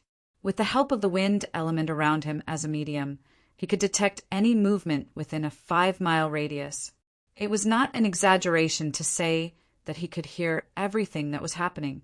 Suddenly, he sensed 2 cold and gloomy auras. So, you guys are hiding here. Yi Chen scoffed and leaped. In the next moment, he disappeared from the building and dashed in the direction he sensed.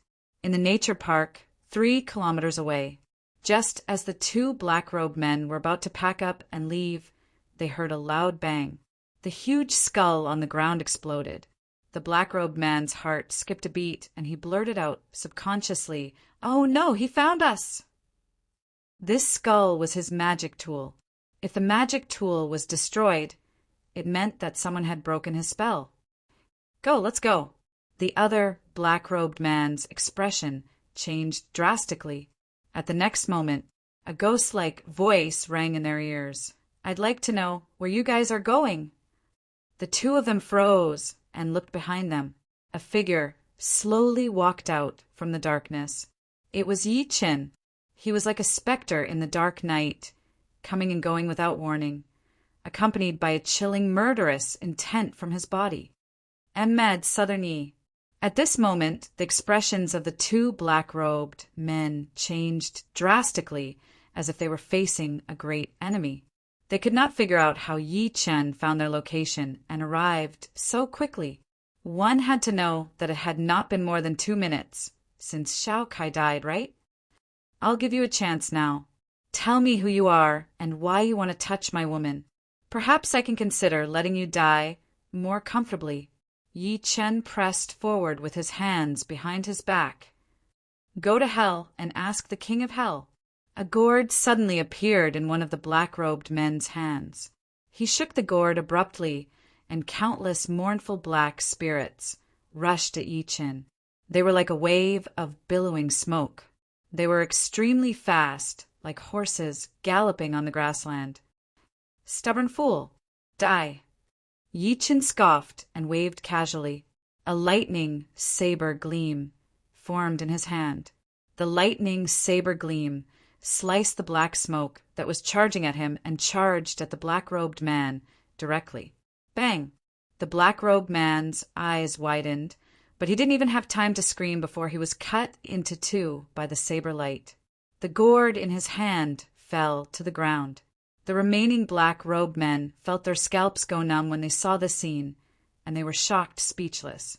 You, one must know that the black-robed man just now was the envoy sent by the sect master. He was extremely powerful, and he was even holding the 7 malevolence gourd that the sect master had personally given him. However, he was actually killed by Mad Southern Yi in a single move. At that moment, he turned around and ran without even thinking. Yi Chen was more terrifying than he had imagined. However, Yi Chen appeared before him in the next second. His eyes were filled with bloodthirsty coldness. "Now, tell me your choice." "Long live sect leader." The black-robed man's expression turned fierce as he roared. Yi Chen's expression changed slightly. He reached out to grab him immediately. However, in the next moment, the other party's body suddenly exploded. His situation was the same as Xiao Kai's earlier. His body had been cursed. However, compared to Xiao Kai, the other party had clearly initiated the curse. He would rather die than reveal anything to Yi Qin. I was too careless. Yi Qin looked a little guilty. He should have used the soul-searching tactic on the other party. However, his gaze landed on a wooden sign under his feet. He picked it up and found that the wooden sign was the size of a palm. It was made of locust wood, and there were many images of malicious ghosts carved on it. The most obvious one in the middle was the word ghost. Is this an identity wooden sign? Yi Qin frowned slightly. Subsequently, he walked to the black-robed man's corpse that he had cut into two earlier and found another wooden sign. The two pieces were almost identical. The only difference was that they were different in color. One was black iron while the other was bronze. He picked up the gourd and realized that it was quite heavy. It weighed at least 10 kilograms, and it was filled with countless ghosts and vile energy. Looks like this is an organization. However, who is the sect leader that they mentioned? Yi Chen's expression changed a few times. In the end, he shook his head and left. At the same time, deep in Yaoshan, a castle stood in the middle of the mountain like a ferocious beast. At this moment, countless black-robed people were kneeling in front of a ferocious stone statue in the main hall of the castle, mumbling all sorts of indistinct sounds. Roar! Suddenly, an incomparably furious roar came from the depths of the hall. This voice shook many people to death on the spot. Then, souls floated out from the corpses, and these souls were all devoured by the giant wood-stone statue. Countless people were shocked, and they knelt in even more fear. The sect leader was furious. A man with a ghost mask on his face walked out. He looked up at an old man standing at the side of the hall and said, "Elder Black, the sect leader invites you in." The old man was dressed in white, but he wore a black mask on his face. He looked indescribably terrifying. He nodded and followed the old man into a stone room. There was a black silhouette sitting on top of the stone room. As the screen blocked the silhouette, he could not see the silhouette clearly. However, as soon as the old man in white entered, he felt like he had been targeted by a venomous snake. He could not help but lower his head and bow. "Greetings, sect leader. The person I sent is dead. Elder Black, go to Tianen personally and bring me mad Southern Yez woman," the black shadow behind the screen said. The black shadow behind the screen spoke. His voice was very low, like the bellows of a dying man. The old man in white frowned and said, "Sect leader, mad Southern Yi just killed Shin Tianen. Rumor has it that he knows divinity. This person is not to be trifled with. Why should our ghost, which cult form a feud with him for the heavenly palace? I know better than you that Guan Shanhua wants to use me." The black shadow smiled arrogantly as if he was disdainful. "The ghost ship is about to appear. Go. Mad Southern Yez woman is very important to me. I must capture her at all costs." At that moment, Yi Chan had already returned home. As soon as he entered, he realized that Meng Meng and Chan Chan were playing with the Patriarch of Hell with their heads lowered. All the hair on the Patriarch's body stood on end. He lay on the ground and shivered, not daring to move at all. It was as if he had experienced something terrifying. Before Yi Chun could react, the Patriarch of Hell's voice sounded in his mind. "Fellow Yi, help! I've encountered a ghost." Chapter 460. Fellow Yi, help! I've encountered a ghost. The Patriarch of Hell's voice was filled with fear. "What's going on?" Yi Chen glanced at him. He was curious when he saw how he was trembling. It was the first time he had seen the Patriarch like this. "Fellow Taoisti, where on earth did you find such a little demon? You're already a demon, but this girl is even more of a demon than you. I owe my old ancestors' teeth." The Patriarch of Hell wailed. Subsequently, he told him everything that had happened when Yi Chen was not around. It turned out that Qian Qian wanted to touch the Patriarch, but the Patriarch did not let her. He even bared his teeth at her. Qian Qian only said, "Puppy, you can't bite people, or your teeth will fall out." That was what a child said to protect herself.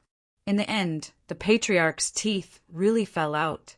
One had to know that his teeth were comparable to low-grade spirit weapons. They were extremely hard. Even if he bit a steel bar, it would be crisp. He could not hurt his teeth at all. However, his teeth fell out because of Chan Chan's words. After that, the Patriarch of Hell thought that Chan Chan was an expert who had plotted against him. In his anger, he used a trace of power to attack Chan Chan. However, before the Patriarch could touch Chan Chan, he went berserk. After the Patriarch recovered with great difficulty, he was scared to death on the spot. His ability was only slightly weaker than Yi Chen's. There were not many people in China who could pose a threat to him. However, he was defeated by a little girl again and again. From beginning to end, the little girl had a timid look on her face. Yi Chen could not help but look at Chan Chan next to him after hearing that. There was a hint of seriousness in his eyes. "Big brother, I'm sorry. I didn't do it on purpose." Chan Chan was afraid of being scolded, so she lowered her head timidly. Tears flickered in her eyes, and she looked very pitiful. "Chan Chan, give me your hand. Let me take a look at you again." Yi Chen smiled warmly. He held her little hand and checked it again. However, from beginning to end, he still could not sense any cultivation base from Chan Chan. He was sure that Chan Chan was just an ordinary person. However, how could an ordinary person hurt the Patriarch? Strange. He frowned. Could it be a spell? That's not right. Curses can only be used with cultivation. All right, it's fine now. It's getting late. Go to bed with Meng Meng. Yi Chen let go of her and caressed her pitiful little face. "Big brother, rest early." Chan Chan nodded obediently and followed Meng Meng to the bathroom to wash her hands. The moment she turned around, Yi Chen used his fingers as a saber and slashed at her back. Boom! At that moment, Yi Chen felt the vital energy and blood in his body erupt like a volcano. The spiritual energy was destroying his dantian in a frenzy. He couldn't help but let out a muffled groan and hastily retracted his attack. He quickly suppressed the rampaging blood, qi, and spiritual energy in his body. His face was extremely red. When he looked again, he saw that Chan Chan had walked into the bathroom under Meng Meng's lead. She did not notice his little movements at all, and there was no fluctuation of cultivation in her body. He couldn't help but glance at Patriarch Nether, and an extremely tempestuous storm arose in his heart. He almost went berserk, just now. "Fellow Yi, I didn't lie to you, did I?" The Patriarch Nether saw everything that happened earlier and became even more terrified. "This little girl is too strange. I suggest we send her away as soon as possible. With her at home, I won't be able to sleep or eat in peace." "That's not right." Yi Chen suddenly shook his head. "What's wrong?" The Patriarch Nether was confused. Yi Chen lifted his head to look at him with a serious expression. "Did you notice that this only happens when we're hostile to Chan Chan?" "I think so." The Patriarch Nether nodded thoughtfully. The first time was because Chan Chan wanted to touch him, so he wanted to bite her. That was why his teeth fell out. The second time was exactly the same as Yi Chen's earlier situation. It was also because he was hostile to Chan Chan. Subsequently, he looked in the direction of the bathroom with a suspicious expression. "Fellow Yi, what do you think this little girl is? Human? Ghost? Demon? Or immortal?" "She's human," Yi Chen said with certainty. It was because Chan Chan would also be hungry and need to eat. In the 3 realms and 6 paths, only humans could not abstain from eating. Moreover, if she was not human, it was impossible for Yi Chen not to notice. Recruited, he suddenly recalled the time when he and Su Yuhan met Chan Chan on the street during the day. At that time, Chan Chan was begging with a young man and was kicked by the young man. After that, the young man was run over by a car and killed on the spot. Could he be? Yi Chen narrowed his eyes and called Lin Tai immediately. "Investigate someone for me. To be precise, it's a little girl." investigate her past, including her identity. After hanging up the phone, he walked to the bathroom and saw the two little girls washing their faces. He could not help but smile and say, "Come, let me take a photo of you too." "Daddy, I'm washing my face." Meng Meng rolled her eyes at him. Click. Yi Chen quickly took a photo and sent it to Lin Tai. As soon as the two little girls returned to their room, Yi Chen received a call from him. "My lord, the little girl in the photo is called Chan Chan. She appeared in Tiannan half a year ago. She's an orphan. At that time, there was an old man who took care of her. Later on, the old man disappeared, leaving the little girl alone. The little girl wandered the streets every day and was bullied a lot, but what?" Yi Chen frowned. Lin Tai gulped. "I found out that some of the people who bullied her died tragically after that, and some had accidents. In particular, there was a woman and a young man who adopted this little girl. These two people didn't treat the little girl well. They often beat, scolded, and tortured her. A month later, one of them was struck to death by lightning, and the other was burned to death by fire. The strangest thing was that this little girl lived in the same house as the young man who was burned to death. The fire burned everything, but this little girl was the only one who was fine." At this point, his voice trembled slightly. I also found out that this little girl was once controlled by a human trafficking organization. In the end, dozens of people in this organization died mysteriously overnight. This matter caused quite a stir at that time, and the cause of death has not been found until now. Although Yi Chen did not turn on the speakerphone, the Patriarch of Hell heard everything Lin Tai said. The next moment, all the hair on his body stood on end, and he seemed to remember something. "Fellow Taoist Yi, I know. This little girl has the body of all evil. Body of 10,000 evils?" Yi Chen was surprised. "That's right," the Patriarch of Hell said with uncertainty. "The so-called body of 10,000 evils is a kind of physique that only appears once every 10,000 years. This kind of physique is very strange because in order to form such a physique, her mother needs to be a woman who has been resentful for 9 lifetimes. What's a resentful woman?" Yi Chen was confused. The resentful woman of 9 lifetimes refers to a person who has reincarnated 9 times in a row and died of resentment. Her resentment in each life is enough to move heaven and earth, and make heaven and earth feel guilty. If someone becomes hostile to her or wants to target her, they will be plagued by negative karma and be unlucky. At this point, the Patriarch of Hell took a deep breath in and said, "Even if you have bad thoughts about her, you will be unlucky before you can carry them out." Yi Chen was speechless. That was a little f asterisk king shameless. It was even more impressive than cheating. You were only allowed to deal with others and not let others deal with you? When I was in the cultivation world, I encountered a body of 10,000 evils in the mortal world. At that time, the other party was immortal. The Patriarch of Hell added, the country she was in was at war with another country. In the end, her country was surrounded by an army of 1,000,000 people. The whole country was in despair. Guess what happened? It has something to do with the body of 10,000 evils? Yi Chen asked. That's right. The Patriarch of Hell nodded. At that time, this country invited the body of 10,000 evils to the city tower at a critical moment. She fought against an army of 1,000,000 people alone. Although she was only a mortal, she pointed at the army of 1,000,000 people and cursed. She said things like, "I curse you to be smashed to death by meteorites." Then, countless meteorites fell from the sky, and the army of 1,000,000 people was smashed to death by the meteorites. She killed an army of 1,000,000 people alone, and her country was saved from the crisis. Yi Chen took a deep breath in. Yi Chen inhaled sharply and could not help but ask, "What happened to the body of all evil?" P.S. Chapter 3. Today's update is over. Thank you for your support. Please give me some tickets. Chapter 461. What happened to the body of 10,000 evil? Yi Chen was shocked.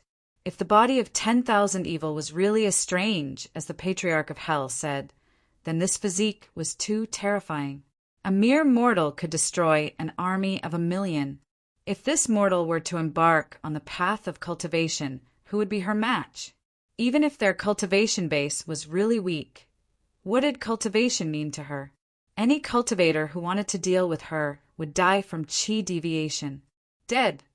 Faced with his question, the Patriarch of Hell shook his head slightly and said, "After the body of 10,000 evil destroyed the army of 1,000,000, it aroused the fear of the cultivation world.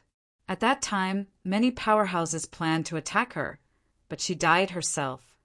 Dead. Yi Chun frowned slightly. "That's right, she died." The Patriarch of Hell nodded and said, "Such a heaven-defying person will definitely not exist in this world for long. She is not tolerated by the heavenly Tao. Even if the world feels guilty because of her, there is a limit. Therefore, after destroying the army of 1,000,000, she died on the spot." Yi Chin secretly nodded. He looked in the direction of the room by instinct and asked, "So, do you think Qian has the legendary body of 10,000 evil?" "I'm not very sure either." The Patriarch of Hell shook his head and said, "Logically speaking, such a physique is very rare, and it won't appear on Earth where spiritual energy is scarce. If she doesn't have the body of 10,000 evil, then there's only one explanation left." At this point, he could not help but laugh. Unless she is the illegitimate child of the heavenly Tao and is blessed by the heavens, even the heavens are helping her unknowingly. "Forget it. Don't provoke her for now. I'll send her away when we find her family." Yi Chin shook his head lightly. After all, Qian had just arrived home. If he were to send her away in the blink of an eye, Su Yuhan and her parents would probably be unwilling. Moreover, Qian's situation was very clear. As long as she did not have any hostility towards her, she would be fine. "I have something to do. Don't wait for me." With a chuckle, Patriarch Yellow Spring turned into a black shadow and drifted out of the window through the gap. As for what he was going to do, it was obvious. Yi Chin shook his head and walked into the room. Deep into the night, in a secluded alley in the West District of Forest City, a black puppy took advantage of the darkness to appear in front of a family's door. The black puppy's body shook, and a mist immediately spread out from its body. After the fog dispersed, a wretched-looking young man in black clothes with 3 strands of beard on his mouth appeared. The young man coughed and knocked on the door of a house. Creak!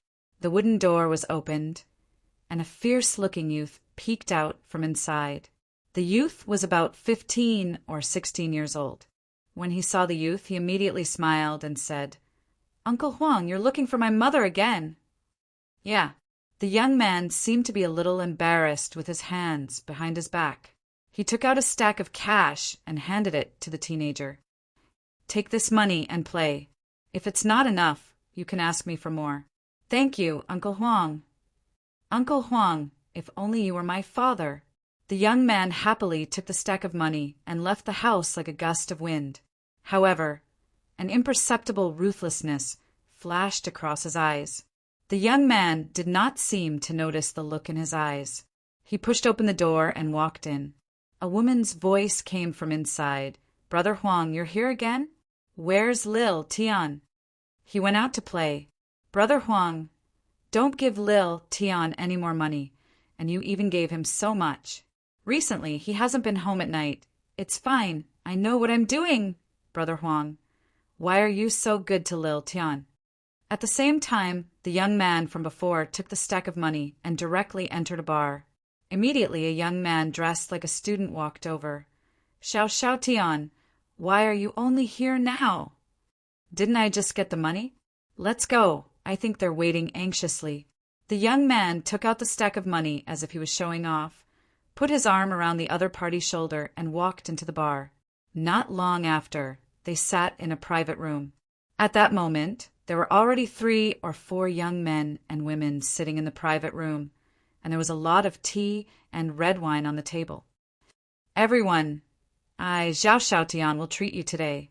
Don't stand on ceremony. The young man waved the stack of money in his hand again and called over a waiter. "Get a few princesses for my brothers. I want beautiful ones." The waiter received a tip of a few hundred yuan and happily arranged for a few princesses to come in. He did not care that these people were underage.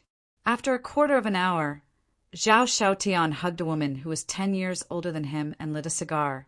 He was very proud of himself. "Zhao Xiaotian, did you win the lottery recently? Otherwise, where did you get so much money?" A young man with a nose ring was puzzled. Another young man with dyed yellow hair said, "That's right, Zhao Xiaotian. I remember that after your father died, your mother was the only one who earned money in the family. And she seems to be a waiter in a nightclub, right? Her monthly salary isn't much. Don't mention the B*TCH to me." The young man was a little unhappy when he heard this. He slammed his glass on the table and said with a ferocious expression, "That B*H recently hooked up with a rich man. This money was given to me by that rich man." Everyone was surprised when they heard that. The young man seemed to have thought of something and turned to look at the young man with the nose ring. "Wang Lei, I remember you saying that you know Brother Leopard's men, right?" "Yes, I do." Wang Lei's expression was a little unnatural. In fact, he was just bragging. Brother Leopard, Lin Tai, was very elusive in Tianan. How could a small fry like him know him? The young man nodded and took out a stack of money and slammed it on the table. "Here's 20,000 yuan. Contact the assassins under Brother Leopard and kill that adulterous couple for me. After it's done, I'll give you another 20,000 yuan. Zhao Xiaotian, that's your mother. It's not easy for her to earn money to support your studies. You want to kill her? Also, murder is against the law." A female classmate was so scared that her face turned pale. "Mother?" The young man smirked coldly. "She's just my stepmother. She's not related to me by blood at all. My father died because of her. Now that my father is dead, she actually hooked up with another man and even fooled around at home in front of me. They think I don't know anything and treat me like a fool. He, especially that man. Does he think I'll be grateful to him just because he gave me money? On the contrary, I'll hate him even more. I'll squeeze his money dry and then find someone to kill him. I'll torture him ruthlessly. That bitch has to die too." The young man's childish appearance showed a fierce ruthlessness and hostility. Perhaps he was too excited, but he tightened his grip on the princess next to him, causing her to scream. "What are you screaming for?" The young man grabbed her head and slammed it on the table a few times. Then he threw more than 10 pieces of money at her. "B*T, aren't you out to sell yourself? You're just like that bitch, a whore." The rest were so shocked that they were speechless. They were really shocked by the young man's ruthlessness. He even dared to kill the only relative who worked hard to earn money to support him. Moreover, he kept calling her a whore and a bitch. Besides, it was not a feudal society now. If your father was dead, it was normal for your stepmother to find another man. Okay? Chapter 462. At the Yi residence. As soon as Yi Qin entered the bedroom, he saw Su Yuhan standing before the mirror in the cupboard in her pajamas. She was stretching her neck in an attempt to see the mark on her back. Su Yuhan said as soon as she saw him, "Yi Qin, can you check if the mark on the back of my neck is gone?" "There's no need to check. It's definitely still there." Yi Qin chuckled softly and grabbed her hand to get her to sit down. He said while smiling, "But don't worry, I'll remove it for you now." The reason why he did not remove the slap mark on Su Yuhan's neck as soon as possible was purely because he wanted to find out who did it to her. However, since the 2 black-robed men were dead, the clues were considered completely gone. "Lie down first." Yi Qin placed his hand on her neck after she lay down. He secretly mobilized the spiritual power in his body to massage her neck. Su Yuhan felt like a warm current was flowing from her ankle to her entire body. It gave her goosebumps all over her body. The feeling was magical. It was numb and itchy, so stimulating that she wanted to moan. However, she dared not do so due to her reservations. She could only clench her teeth and hold on. A few seconds later, she let out an extremely soft moan. Ah! Yi Chen's hand shook. He lifted his head and forced a smile. Can you not moan in such a mesmerizing way? People who don't know better might think that I did something to you. He noticed that his mother, Wulan, who was in the room next door, poked his father's arm and mumbled softly when Su Yuhan moaned. Both of them looked relieved. Su Yuhan shut her mouth immediately. Her pretty face was blushing like a ripe apple. She rolled her eyes at him angrily. You jerk, you must have done it on purpose. It's done now. Yi Chen moved his hand away from her body and took out his phone to take a photo of her. Look at it yourself. The mark is gone. It's really gone. Su Yuhan opened her beautiful eyes wide, seeming to be shocked. You only did it twice and it's gone? I did it more than twice, all right. Yi Chen grinned. Bah! She knew that she had said the wrong thing. She hurriedly crawled into bed and wrapped herself up like a koala. I'm going to bed. There's a bidding meeting at the company tomorrow. I have to attend it.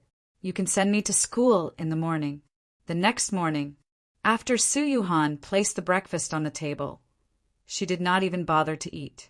She picked up her bag and went to the company.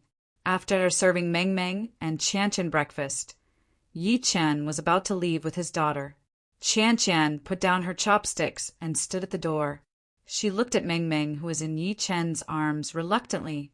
Big brother, where are you taking me? Daddy wants to take me to school. Meng Meng hugged Yi Chen's neck and chuckled. Sister Qian Qian, are you going to school with me? No, there's no need. Qian Qian hurriedly shook her head, put her hand on her chest and waved. You must study hard in school. Grandpa's son used to tell me that only by studying can I change my fate. Her eyes were filled with envy and loneliness. For her, as long as she could eat her fill and not be bullied, she would be satisfied. She had never thought about going to school like a normal person. This child is really sent by God to punish me. Please note, please pay attention to the rest of your eyes when reading for a long time. 00 recommended reading. It's so sad. Wulan, who was standing aside, secretly wiped her tears. Subsequently, she looked at Yi Chen and said, Xiao Chen, ask the teacher if you can let Qian Qian go to school when you go to school. How can it be that easy? You don't need a household registration to go to school? Do you have Qian Qian's household register? Yi Hai said in a bad mood. Qian Qian hurriedly shook her head. Grandma, there's no need. Big brother can give me food, shelter, and clothes. I'm already very satisfied. I can't repay Big Brother in this life. As soon as she spoke, Yi Hai was moved. A 5- or 6-year-old child actually knew how to repay someone. His heart softened, and he could not help but say to Yi Chen, Ask old Master Gu if you can register Qian Qian temporarily. Dad, Mom, I got it. Yi Chen nodded lightly and glanced at Qian Qian again. Qian Qian, stay at home.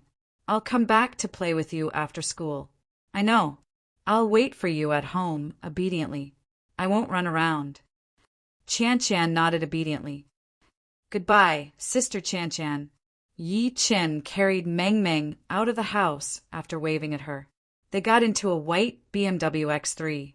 Su Yuhan had bought the car for him previously. She had even said that she did not want Yi Chen to be too high profile so that Meng Meng would not be treated specially in school. In the BMW, the little girl sat in the back of the car and pouted unhappily. Daddy, why can't Sister Qian Qian go to school with me? If that's the case, I can play with her more. Because your sister, Qian Qian, doesn't have a household register. She needs a household register to go to school. Yi Chen returned to the driver's seat after fastening her seatbelt. The little girl was getting more and more confused. Then why do I have a household register, but Sister Qian Qian doesn't? Because I gave birth to you. When you were born, Grandpa and Grandma gave you a household register. You're a legal citizen, Yi Chen explained patiently as he drove. Qian Qian's situation could not be said that she did not have a household register.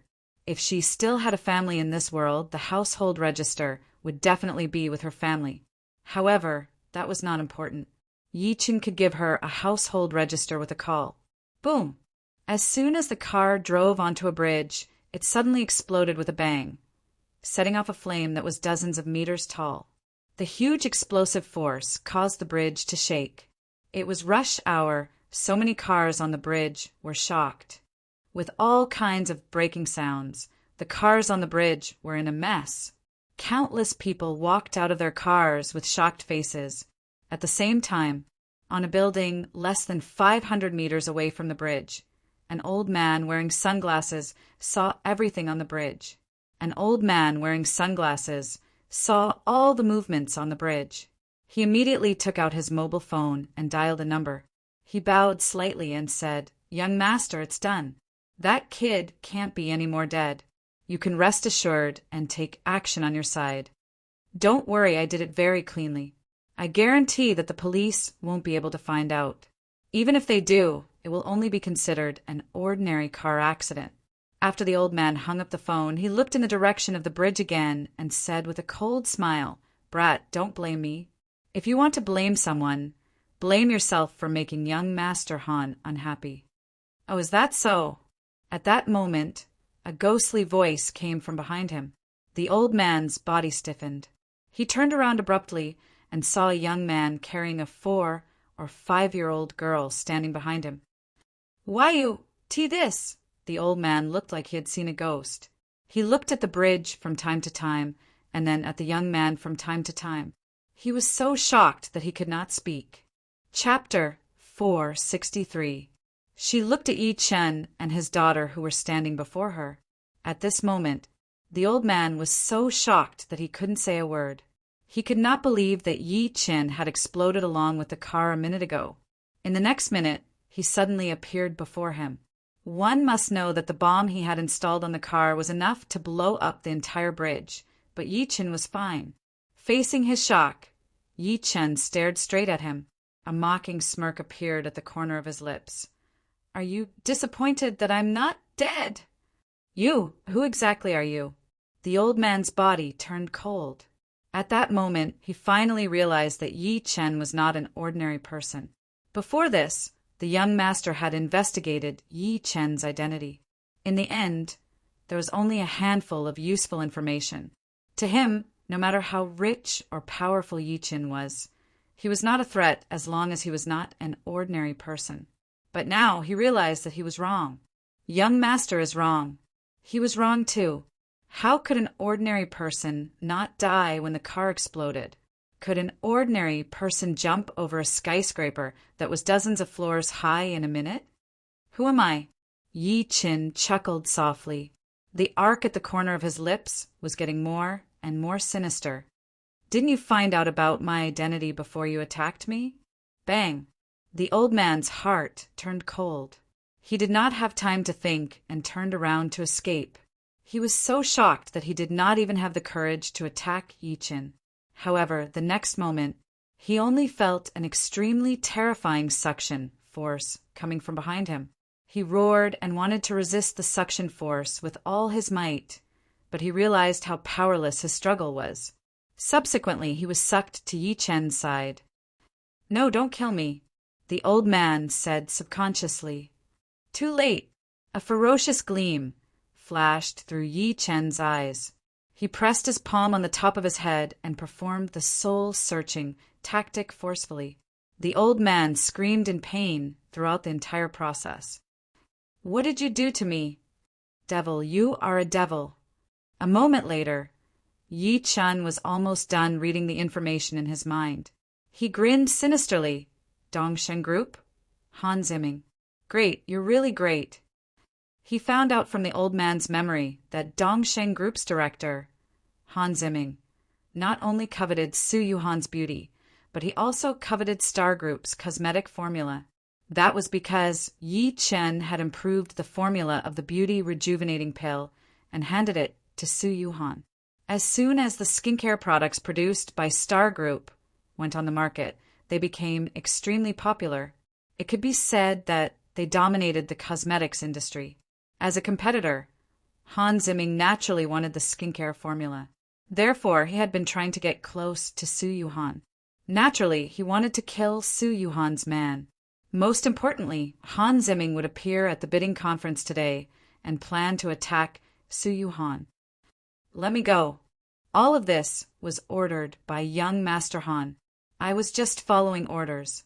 The old man slumped onto the ground, his body trembling uncontrollably. You're the first to be able to maintain your consciousness under my soul-searching technique. Since that's the case, I'll let you die a quick death. The corner of Yi Chen's lips curled up slightly as a cold smirk appeared. Subsequently, he grabbed him and walked to the edge of the rooftop. The old man seemed to have realized something, and his face turned ashen. No, don't, the next moment. My dear daughter, close your eyes. Yi Chen covered Mingming's eyes and let go. Ah. The old man fell from the skyscraper that was more than 30 stories high. A loud bang came from the ground 5 seconds later. 47 seconds. 1 second slower than I expected. Bad review. Yi Chen shook his head slightly as if he was disappointed. Subsequently, he carried his daughter and leaped. At the same time, in Lin City's Guamao commercial building, it was a 30-story building that belonged to the government. The purpose of building it was to be used by all the companies in Lin City for auctions, tenders, and other formal occasions. Therefore, it could be said that all the business overlords in Tiannan, as well as various famous chambers of commerce, were stationed in this building. On the 8th floor of the building, Han Ziming, who was standing in front of the window in a white suit, hung up Uncle Zhong's call and looked up at the corner of the hall. His gaze landed on a woman in a light black professional suit. A smug smile gradually appeared at the corner of his mouth. Su Yuhan, you rejected my pursuit because you already have a boyfriend. Now you don't have a man, and I, Han Ziming, am destined to be your man. Thinking to this point, he dialed another number. Get ready. We'll make our move as soon as the bidding conference is over. Don't let that woman with the surname Su escape. This time, I've invited Master Qi to deal with her bodyguard. If you still fail, go to the rooftop together. After hanging up the phone, he took a deep breath and smiled. He revealed a smile that he thought was very gentlemanly and walked toward the 2 women in the corner. As he moved, he immediately attracted the attention of countless people in the hall. Among them, women were the most frequent. If one took a closer look, they would notice that many women were looking at Han Ziming with all kinds of infatuation in their eyes. It was because among all the men present, Han Ziming was the most handsome and had the most gentlemanly temperament. As for the others, they were either middle-aged men who lost their hair or had big bellies. Most importantly, Han Ziming's Dongshin group was one of the best among all the companies. How could they not be secretly excited by such a young and rich talent? Every woman hoped that Han Ziming would stop in front of them. Unfortunately, to their disappointment, Han Ziming did not slow down. In front of a round table in the corner, a woman who looked to be no more than 25 years old could not help but subconsciously say to Su Yuhan, who was next to her when she saw Han Ziming walking over, "Yuhan, look. It's Director Han. He's actually walking toward us." The more the woman spoke, the more excited she became.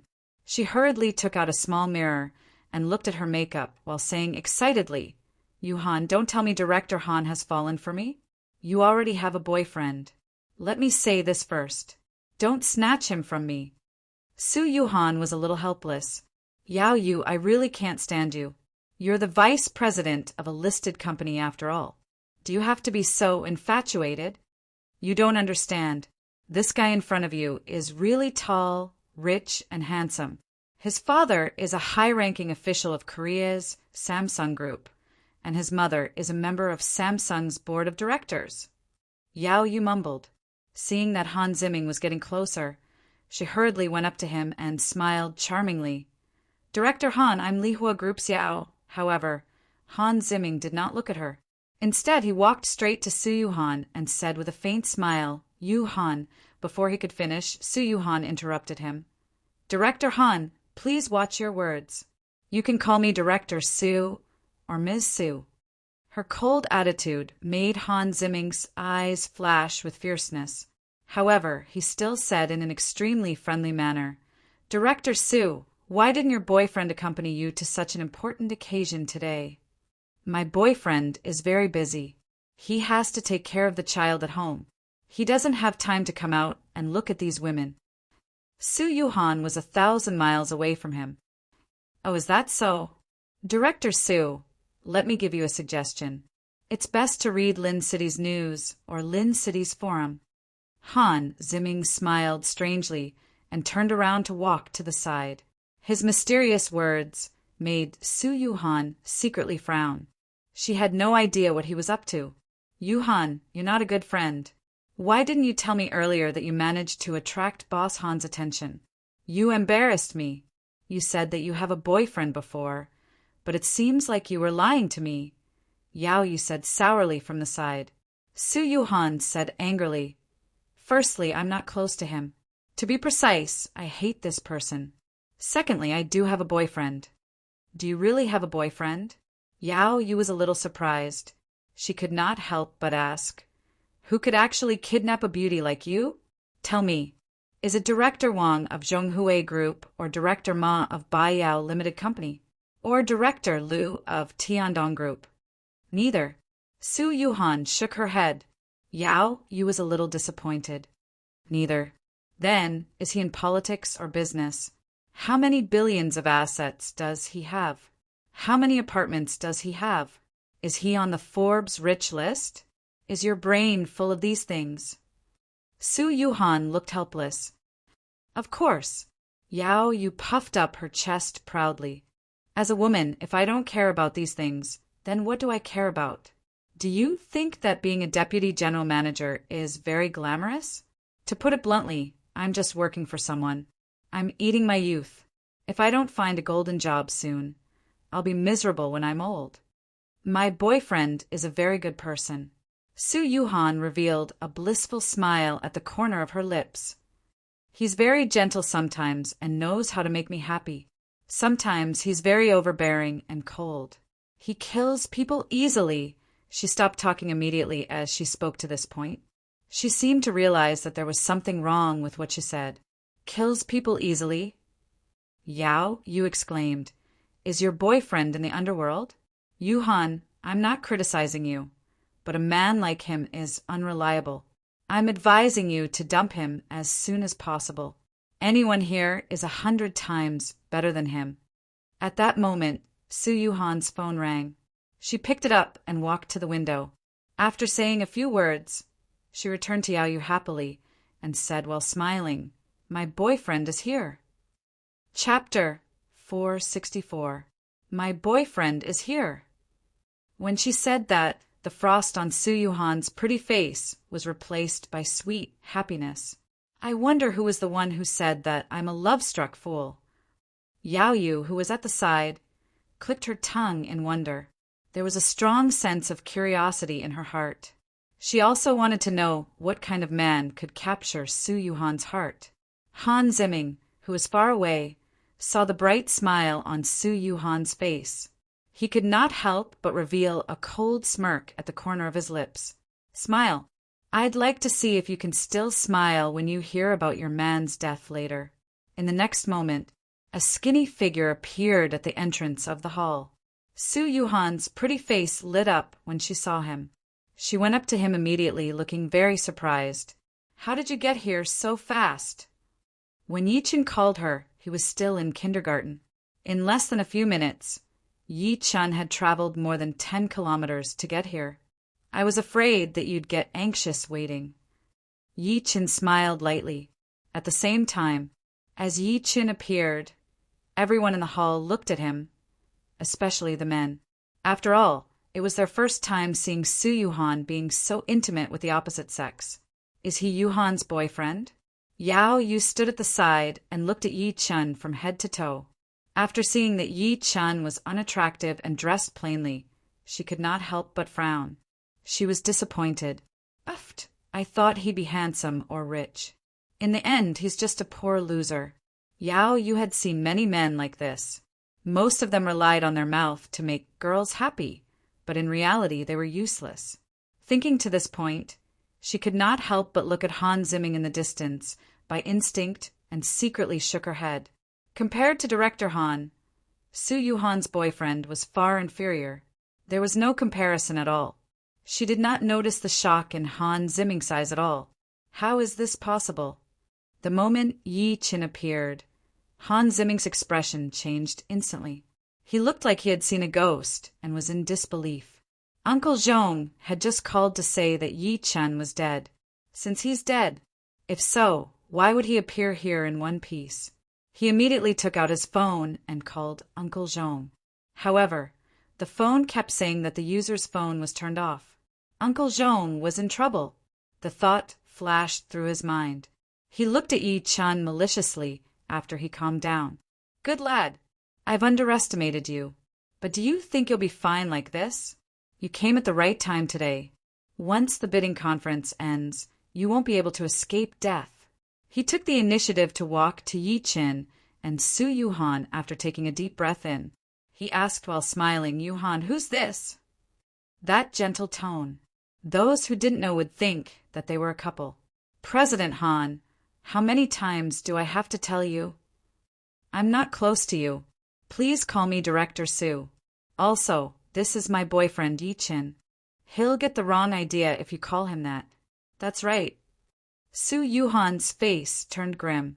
She hugged Yi Chen's arm in front of everyone after saying that. She rested her head on Yi Chen's shoulder as an extremely sweet smile appeared on her face. Hua! Everyone present couldn't help but burst into an uproar when they saw this. Is this kid really President Su's boyfriend? Everyone's eyes were filled with disbelief. Han Zimming's expression was also a little ugly, but he still smiled and extended his hand to Yi Qin. He said, as if he was showing off, Hello, brother. I'm Han Zimming, the chairman of the Dongxing Group. I'm sorry, but I never shake hands with trash. Yi Qin dusted the corner of his clothes as if he did not see Han Zimming's outstretched hand. Boom! His words were like a heavy bomb that exploded in everyone's minds, causing them to explode without end. And then their minds went blank. He actually rejected President Han's good intentions. One had to know that Han Zimming was the chairman of the Dongxing Group, and the Dongxing Group's market value exceeded 200 billion. There was even the shadow of Korea's Samsung Group behind it. It could be said that Han Zimming had the highest status among all the big shots present. Even the mayor of Lin City had to be polite to him. Han Zimming's expression immediately darkened. Yi Qin glanced at him and smiled apologetically. I'm sorry.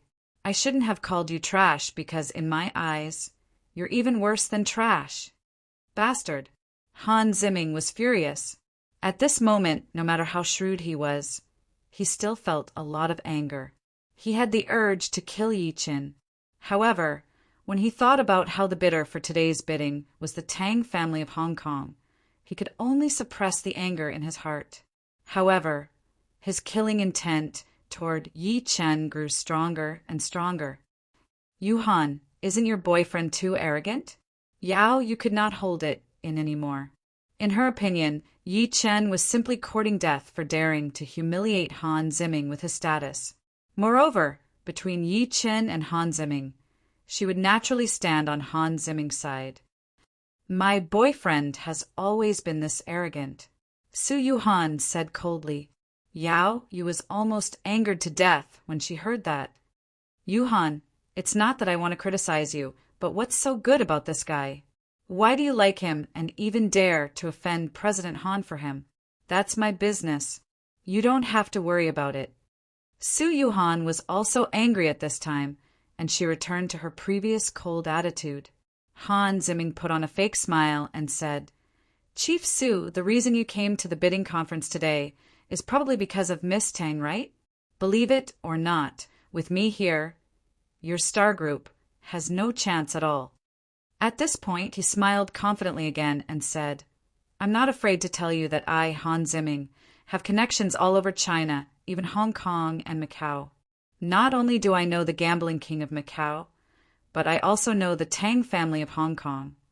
especially Miss Tang of the Tang family. As soon as he said that, everyone looked at him differently again. A middle-aged man with a big belly exclaimed, "President Han, do you really know Miss Tang of Hong Kong?" The Tang family of Hong Kong controlled almost half of Hong Kong's economy. Their business was spread all over the world, and they also had many industries under them. Although they were the richest people in Tiananmen, they were nothing in the eyes of the Tang family of Hong Kong. That was because the Tang family of Hong Kong had been the richest Chinese for 20 years in a row. Even after the Tang family's old master donated 90% of his assets, he still firmly maintained his position as the richest. This showed how terrifying the Tang family's wealth was. "Of course I know her." Han Ziming's lips curled into a confident smile. The man sighed when he heard that. "I didn't expect President Han and Miss Tang to have such a relationship. Looks like today's bidding has nothing to do with us." The others were also disappointed. Even Su Yuhan's expression changed slightly. Han Ziming saw her expression and could not help but smile. "President Su, as long as you get your boyfriend to apologize to me, I might consider talking to Miss Tang and asking them to bid for your star group." As soon as he said that, everyone was envious. Yao Yu's expression changed, and she said immediately, "President Han, you can consider our Lihua group." However, Han Ziming's gaze was fixed on Su Yuhan. If one took a closer look, they would notice that there was a hint of mockery in his eyes. To him, the bidding was very important to Star Group. Once they missed it, it would mean that Star Group would lose at least 10 billion yuan a year. Between 10 billion yuan and an apology, any normal person would know how to choose. However, Su Yuhan shook her head without even thinking. "So what? I'm lucky to know that I'm fated to lose. If I really lose, I have no regrets. All right, let's wait and see." Han Ziming scoffed coldly, his face turning pale. At that moment, the sound of high heels could be heard from outside. Everyone's attention was instantly drawn to it. "Miss Tang is here." Chapter 465. "Miss Su, I'll give you another chance." The smile on Han Ziming's face grew brighter. "It's not too late to ask your boyfriend to apologize to me now." "That's right, Yuhan. Director Han is right. It's not too late for you to regret it now." Yao Yu was exasperated. She almost called Su Yuhan an idiot. Is it worth it for a man? However, Su Yuhan was unmoved. Instead, she grabbed Yi Chen's hand tightly. Yi Chen patted her, growing more interested in that Miss Tang. He couldn't help but spread out his divine sense. After seeing the people outside clearly, his expression became a little strange. How could it be her? The next moment, a woman wearing a black tight-fitting suit and tasseled leather shoes walked in. The woman wore a pair of slightly rugged, black-rimmed glasses. Even so, it was difficult to conceal her vigorous actions, as well as her youthful fashion that was about to burst out. "Miss Tang." The entire hall immediately fell silent. Everyone could not help but bow to the woman and greet her in unison. It was the heir of the Tang family of Hong Kong, Tang Ning. "Bess, you're finally here." Han Ziming stepped forward gracefully. Tang Ning looked down at the time and smiled apologetically. "Sorry, I was delayed on the way here, so I'm late." Hearing her tone, everyone present couldn't help but feel their hearts sink. It seemed that Han Ziming really wasn't lying. He really did know Miss Tang, and it seemed that their relationship wasn't bad. "Yi Chen, let's go." She held Yi Chen's hand and was about to leave. She already knew that it was impossible for Star Group to obtain the Tang family's bid from Hong Kong. Just when Yi Chen was about to speak, Yao Yu could not help but say, "Yuhan, do you believe me now? I tried to persuade you just now, but you didn't listen. It's too late to regret now." She caught Tang Ning's attention as soon as she spoke. A gleam flashed through Tang Ning's eyes when she looked at Su Yuhan. Although she was a woman, she was stunned by Su Yuhan's beauty. When her gaze finally landed on Yi Chen, she was stunned. She froze on the spot. "Director Su, I'll give you one last chance." As long as you get your boyfriend to kneel and apologize to me, I'll let Bess bid for your star group. Han Zimming teased. Yao Yu immediately said, Yuhan, what are you waiting for? However, the next moment, Tang Ning walked to Yi Qin quickly and knelt hard on the ground. She said respectfully and sincerely, Tang Ning greets master. This sudden scene caused the hall to fall into a deathly silence. Yao Yu, everyone, Han Zimming. Su Yuhan was speechless. Tang Ning greets master. These 6 words were short, clean, and efficient, yet they revealed boundless fervor and reverence, and it completely shocked everyone to the point of being dumbfounded. Everyone could not believe their eyes when they saw Tang Ning kneeling before Yi Qin. He was the heir of the Tang family. He was someone who controlled hundreds of millions of assets. However, she knelt before Yi Qin like a loyal maid at that moment. She placed her head on the ground as if she was worshipping a king. Countless people were horrified. Yao, you looked like she had seen a ghost. Han Zimming was stunned on the spot. Su Yuhan covered her red lips tightly, her face filled with disbelief. Get up, facing everyone's reaction. Yi Qin was still as expressionless as before. He took out a cigarette and placed it in his mouth before nodding slightly. Thank you, master. Pada! After Tang Ning got up, she immediately took out a lady's lighter and bent forward to light it for Yi Qin.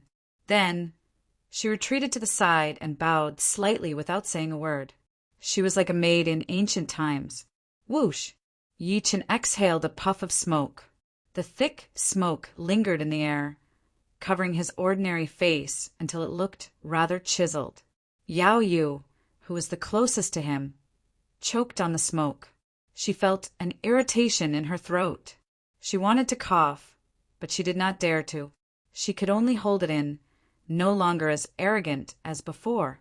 At the same time, her heart was also in a perilous state. Who exactly was Su Yuhan's boyfriend? He could actually make the young mistress of the Tang family of Hong Kong submit to him as a servant. Bess, what's going on? You. Han Zimming, who had reacted, roared angrily. He stared at Yi Qin in disbelief. Tang Ning was no longer as enthusiastic as before. She was extremely cold. It's very simple. It's because Mr. Yi is my master and the master of the Tang family.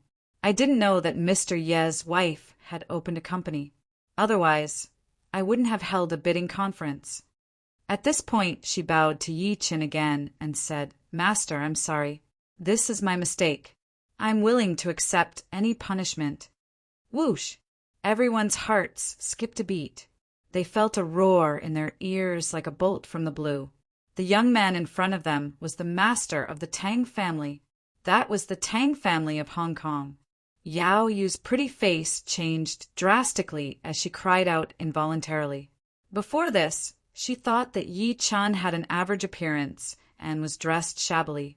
She thought that Yi Qin was a good-for-nothing who relied on women to survive. She did not expect him to be the master of the Tang family. To think that she had tested Su Yuhan to find out how much money Yi Qin had, how many houses he had, and whether he was on the Forbes rich list. How laughable were those things in front of the Tang family. She felt a burning sensation on her face, as if she had been slapped twice. A strong sense of regret welled up in her heart. If she had known that the other party's background was so terrifying, why would she have done what she did earlier? Don't worry about it. Yi Qin shook his head lightly and lifted his head to look at Su Yuhan, who was speechless from shock. His gaze was extremely gentle. Yuhan, do you remember what I told you before? I've said it before. Do whatever you want to do, and I'll always stand behind you and support you. One day you'll realize that this beautiful world and this vast expanse of rivers and mountains have actually been trampled beneath your feet. Yi Qin stretched his arm out and hugged her waist gently. I only want to give you a beautiful world and wealth in this life. Silly girl, the reason why I want to do things is because I want to help you to a certain extent. Su Yuhan touched his face tightly and her beautiful eyes were about to cry, "I don't want to be left further and further behind by you. I don't want to be a burden to you. And I don't want to be a vase." Yi Chen grabbed her hand and placed it on his lips a few times. Then he slowly turned around to look at Han Zimming in front of him. A sinister smile appeared at the corner of his lips. "Director Han, shouldn't we settle the score between us now?" P.S. Chapter 2. There's still one more chapter. Chapter 466. Director Han, isn't it time to settle the score between us now? As Yi Chen's voice fell, Han Zimming's expression changed slightly, but he still sneered without batting an eyelid. "I don't understand what you're talking about." "You don't know what I'm talking about, do you?" Seeing that he refused to admit it, the corner of Yi Chen's mouth raised slightly. "Before your servant died, he asked me to pass on a message to you. He said he's waiting for you down there." Be asterisk starred. You really killed Uncle Zhong. Hearing Yi Chen's words, Han Zimming's expression suddenly changed, and he could not help but blurt out, subconsciously. At this moment he was finally sure that Uncle Zhong was dead, and he was killed by Yi Chen. The rest of the people were confused, but they still retreated to the side intentionally or unintentionally. Even Yao Yu was no exception because everyone knew that Yi Chen and Han Zimming had a feud. "So you admit it?" Yi Chen flicked the ash off his cigarette. "So what if I admit it?" At this moment, Han Zimming no longer hid it. Instead, he smiled coldly. "Yi, I did send Uncle Zhong to deal with you. Unfortunately, that bomb didn't kill you." "What bomb?" Su Yuhan exclaimed. She did not know that Yi Chen's car had exploded on the way here, but she could roughly guess. Thinking of this, she could not help but glare at Han Zimming angrily. Her pretty face was covered in frost. "Director Han, I don't think we've offended you, right? Why do you want to kill us?" "Hee hee." Han Zimming smiled disdainfully, his expression extremely ferocious. "Be asterisk teach. I can't wait to press you under my body and ravage you. Just because of this, everyone related to you must die. Since you're all here today, I'll deal with you all at once." After saying this, he suddenly shouted, "Shadow!" As his voice fell, the space behind him shook like a ripple. The space behind him shook like a ripple. The next moment, 3 people wearing black robes and masks appeared in front of him like ghosts. The 3 of them were the same height, like 3 shadows. Everyone was shocked by this sudden scene and unconsciously took a few steps back. Then they looked at the 3 people in front of Han Zimming in shock. The scene just now was completely beyond their imagination. It was like shooting a movie. The expression of Tang Ning, who had been silent all this while, changed slightly. She stared at the 3 people and said, "Samsung Shadow, this is the secret power of Korea's Samsung Group, Shadow." It was rumored that the Samsung Group had businesses all over the world. Not only did they research mobile phones, but they also researched technology and the strength of the human body. Over the past few decades, their huge financial resources had allowed them to gather a huge superpower. And this power was the Dark Shadow. It was said that Ning was a team of 3, and all 3 of them were twins. Moreover, they were conjoined twins. They were born as 3 brothers, but they shared the same lower body. Later, Samsung used technology to separate them and train them since they were young. They carried out various secret missions as a team of 3. Not only could they assassinate the leaders of many countries, but they could also assassinate martial Dao masters. It was because they were elusive and unpredictable. Tang Ning, at least you're knowledgeable enough to know that this is a shadow. Han Zimming smiled coldly and looked at Yi Chen with a smug and ferocious gaze. "I admit that I underestimated you for Uncle Zhong to die in your hands. However, it's still futile in front of Dark Shadow. Don't worry, after I kill you, I'll love your girlfriend well." At the end of his sentence, he waved his hand violently. "And Ing, kill him for me." Boom! The 3 black-robed men took a step forward at the same time. Their eyes were cold, causing the entire hall to shake violently, and the windows around them shattered. In the next moment, the three of them merged into one and became one person. Behind that person, four giant black hands appeared. The giant hands waved quickly, like a ghost roaring, so fast that it was unfathomable. Whoosh! The man moved, turning into an afterimage. He slapped his palm toward Yi Chen's head as fast as lightning. Under everyone's shocked gazes, Yi Chen turned into a shadow and walked toward Han Zimming step by step. Yi Chen walked toward Han, Zimming with his hands behind his back. He did not move at all. When the black-robed man's palm landed on him, Yi Chen did not move at all. Instead, the black-robed man was blasted away by an invisible force. How is this possible? The smile on Han Zimming's face suddenly froze. His mother had personally chosen this dark shadow for him. Among all the dark shadow teams, their strength was enough to squeeze into the upper echelons. Even an ordinary martial Dao master would not be able to withstand this palm, let alone an ordinary person. However, Yi Chen was completely unscathed. Quick, stop him, kill him. Han Zimming could not help but take a step back, roaring repeatedly. At the same time, the black-robed man who was shaken away by Yi Chen blocked in front of Yi Chen in the next moment. Then he divided into three, completely surrounding Yi Chen. For a moment, 6 hands were placed on Yi Chen's body, and countless violent energy surged into Yi Chen's body. Get lost! Yi Chen shouted, and a mighty force swept out from his body, causing the space around Yi Chen to tremble. The 3 black-robed men were sent flying on the spot, their faces filled with shock. The 3 of them attacked together, but they could not do anything to Yi Chen. Die!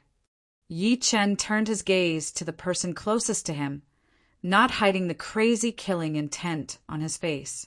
The man's expression changed, and he immediately let out a long roar, causing the other 2 to merge with him again, transforming into the 1,000-armed Guanyin. At that moment, Yi Chen punched out. Boom!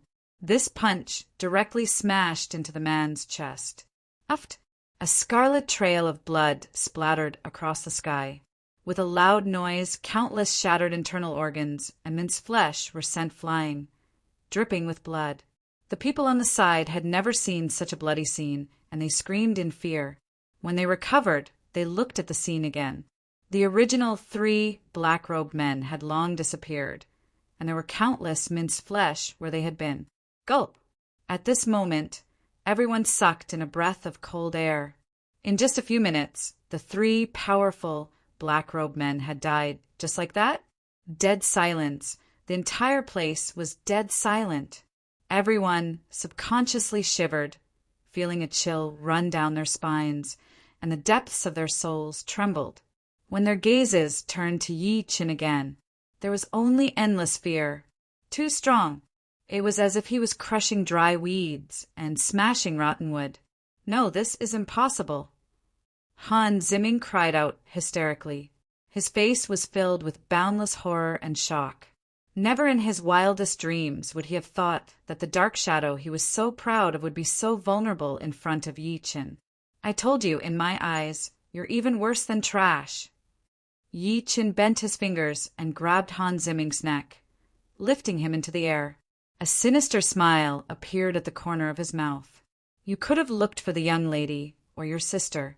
Why do you have to seek death? Chapter 467. She looked at Han Zimming, who was lifted into the air by Yi Chen. Inside the hall there was dead silence. The dignified chairman of the Dongxing group was like a little chick in Yi Chen's hands, unable to resist at all. Yao Yu was filled with regret. That's right. How could the man Su Yuhan fell for be an ordinary person? She could not help but glance at Su Yuhan, her eyes filled with jealousy. Why can't I meet such a man? Master Qi, save me. Han Zimming kicked his legs frantically in the air. His entire face was the color of a pig's liver. No matter how hard he struggled, it was useless. At this moment he finally panicked. He was no longer as arrogant as before. The punch that Yi Chen had used to defeat the 3 of them had shocked him too much. It was not an exaggeration to describe it as a nightmare. Only now did he understand that with such strength, how could he be an ordinary person? If I had known this would happen, I wouldn't have looked for this person no matter what. At this moment, his intestines were green with regret. However, it was useless to regret. His priority was to survive. As soon as he said that, everyone present was shocked at first. Then they subconsciously looked in the direction of the door. There was someone else.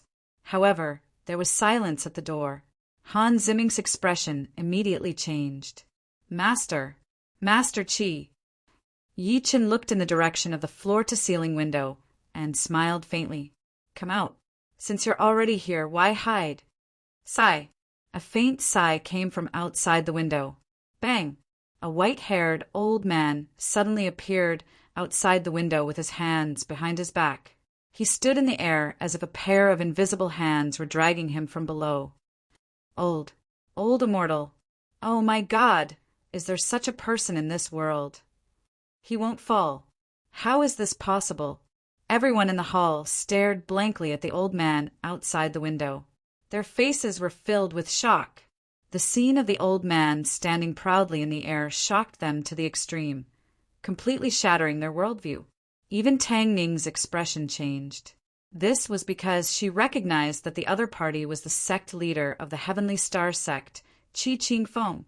This person was deeply supported by the feng shui world of Macau and Hong Kong, and his status was equivalent to Xin Tianan's in Hong Kong. Most importantly, this person was extremely proficient in the Heavenly Star feng shui technique. With his appearance, Han Ziming, who was lifted into the air by Yi Chen, immediately revealed a look of ecstasy as if he had seen his savior. Master Qi, save me. I'm willing to pay any amount of money. He could not help but look at Yi Chen with resentment as he spoke to this point. You better let me go. Master Qi is a famous master in Macau and Hong Kong. Even the gambling kings of Macau and Hong Kong have to respect him. To him, although Yi Chen was powerful, he would definitely not be Mr. Qi's match. The reason being, even his father and mother admired Mr. Qi's ability. If not for the gambling king owing the Han family a favor, Mr. Qi would not have come. The next moment, the old man broke through the window and landed safely on the ground. Everyone's expressions froze, thinking that the two of them would start fighting. Unexpectedly, the old man quickly walked up to Yi Chen and bowed deeply. Qi Qing Feng, the sect leader of the Heavenly Star sect of Macau and Hong Kong, greets Master Yi. At that moment, Han Ziming was dumbfounded. Tang Ning was stunned. Everyone was so shocked that they almost fell to the ground. Such an expert actually bowed to Yi Chen and was extremely respectful to him, as if he had seen an emperor. Yi Chen frowned. You know me? I met Mr. Yi at the Long Men Convention. I will never forget the way Mr. Yi killed Xin Tianan.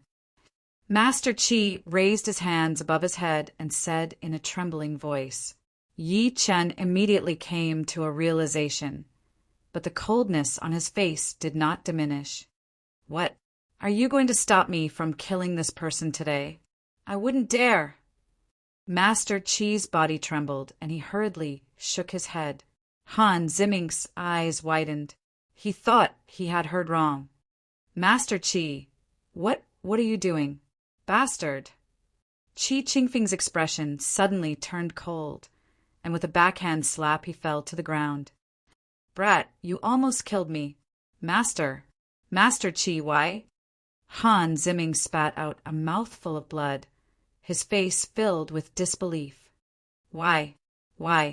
It was one thing for the person he had invited to be respectful to the enemy, but he actually attacked him. Idiot, do you know who is standing in front of you right now? Qi Qingfeng's expression was extremely gloomy. Mr. Yi is the famous Mad Southern Yi in China. He is also the undefeated Mad Southern who killed Xin Tianan at the Longmen Convention some time ago. You actually dared to attack him. You deserve to die. As he said this, a trace of killing intent emerged in his heart. Before this, he did not know that Han Ziming was going to deal with Yi Qin. However, the moment he sensed Yi Chun with his mental power, he recognized him. Therefore, when Han Ziming called for help, he pretended to ignore him and even wanted to leave. In the end, it was Yi Qin who spoke that he braced himself and appeared. Han Ziming was stunned on the spot, as if he had heard something unbelievable. What? He's Mad Southerny? Mad Southerny. He could not be more familiar with these 3 words. However, he did not expect Yi Qin to be Mad Southerny. After all, there were more than 10,000 people with the surname Yi in the entire Tian'an. Thinking of this, he could not help but kowtow to Yi Qin. Master Yi, spare my life. You can't kill me. Is that so? A hint of mockery appeared at the corner of Yi Chen's mouth. I really want to know why I can't kill you. My father is the vice president of Samsung Group, and my mother is a member of the board of directors of Samsung Group. If you dare to kill me, they won't let you off. Han Ziming suppressed the fear in his heart. As his voice fell, the entire hall was in an uproar. Samsung Group. That was an existence with a market value of trillions. Unexpectedly, Han Ziming really had a relationship with Samsung Group, and it was not a shallow one. It would not be an exaggeration to describe him as a candidate for the future leader of Samsung Group. Master Yi, he's right. Samsung Group's capital is too strong. The most terrifying thing is that Samsung Group has the backing of the Korean military. Chi Ching-fong took a deep breath and said, Yes, you can't kill me. Han Ziming felt as if he had grabbed onto a life-saving straw. I can't kill you. Yi Qin chuckled, but there was indifference in the depths of his eyes. So what if it's Samsung Group? If they dare to bully me, I'll just destroy them. As his last word fell, the expression on Han Ziming's face immediately froze. He did not move at all, as if he had been immobilized. Director Han, are you all right? Yao Yu subconsciously walked over to see what was going on, who knew that the moment her hand touched Han Ziming's body, Han Ziming would immediately fall to the ground, his body cold. She placed her hand in front of Han Ziming's nose and immediately shivered. Dead. This is the Tao of nature. Qi Qingfeng's heart was beating wildly. With his eyesight, how could he not see that Yi Chen had not attacked Han Ziming just now? However, Han Ziming had died. This was called killing someone without a trace. Even a spellmaster like him could not achieve such a feat. Only the legendary Tao of nature could achieve such a feat, life and death, with a single thought. Flowers bloom with a single thought. His respect for Yi Chen grew even more intense. The people around him sucked in a breath of cold air. The dignified chairman of the Dongxing Group, Han Ziming, was dead. Even though they did not know how Han Ziming had died, everyone could not help but look at Yi Chen. When they saw the indifference on Yi Chen's face, they hurriedly lowered their heads, not daring to take another look. They must not offend this person. Han Ziming was the outcome. Not only could they not offend him, instead they had to keep their mouths shut about what happened today. At this moment, Han Ziming's phone suddenly rang. Yi Chen walked over and picked it up. An extremely deep voice immediately came from the other side. Ziming, how's that matter? He's already dead.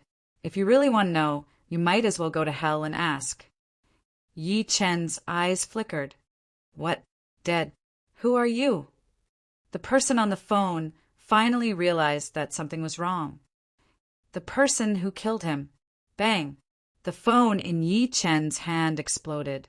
With his hands behind his back, his eyes were filled with endless indifference.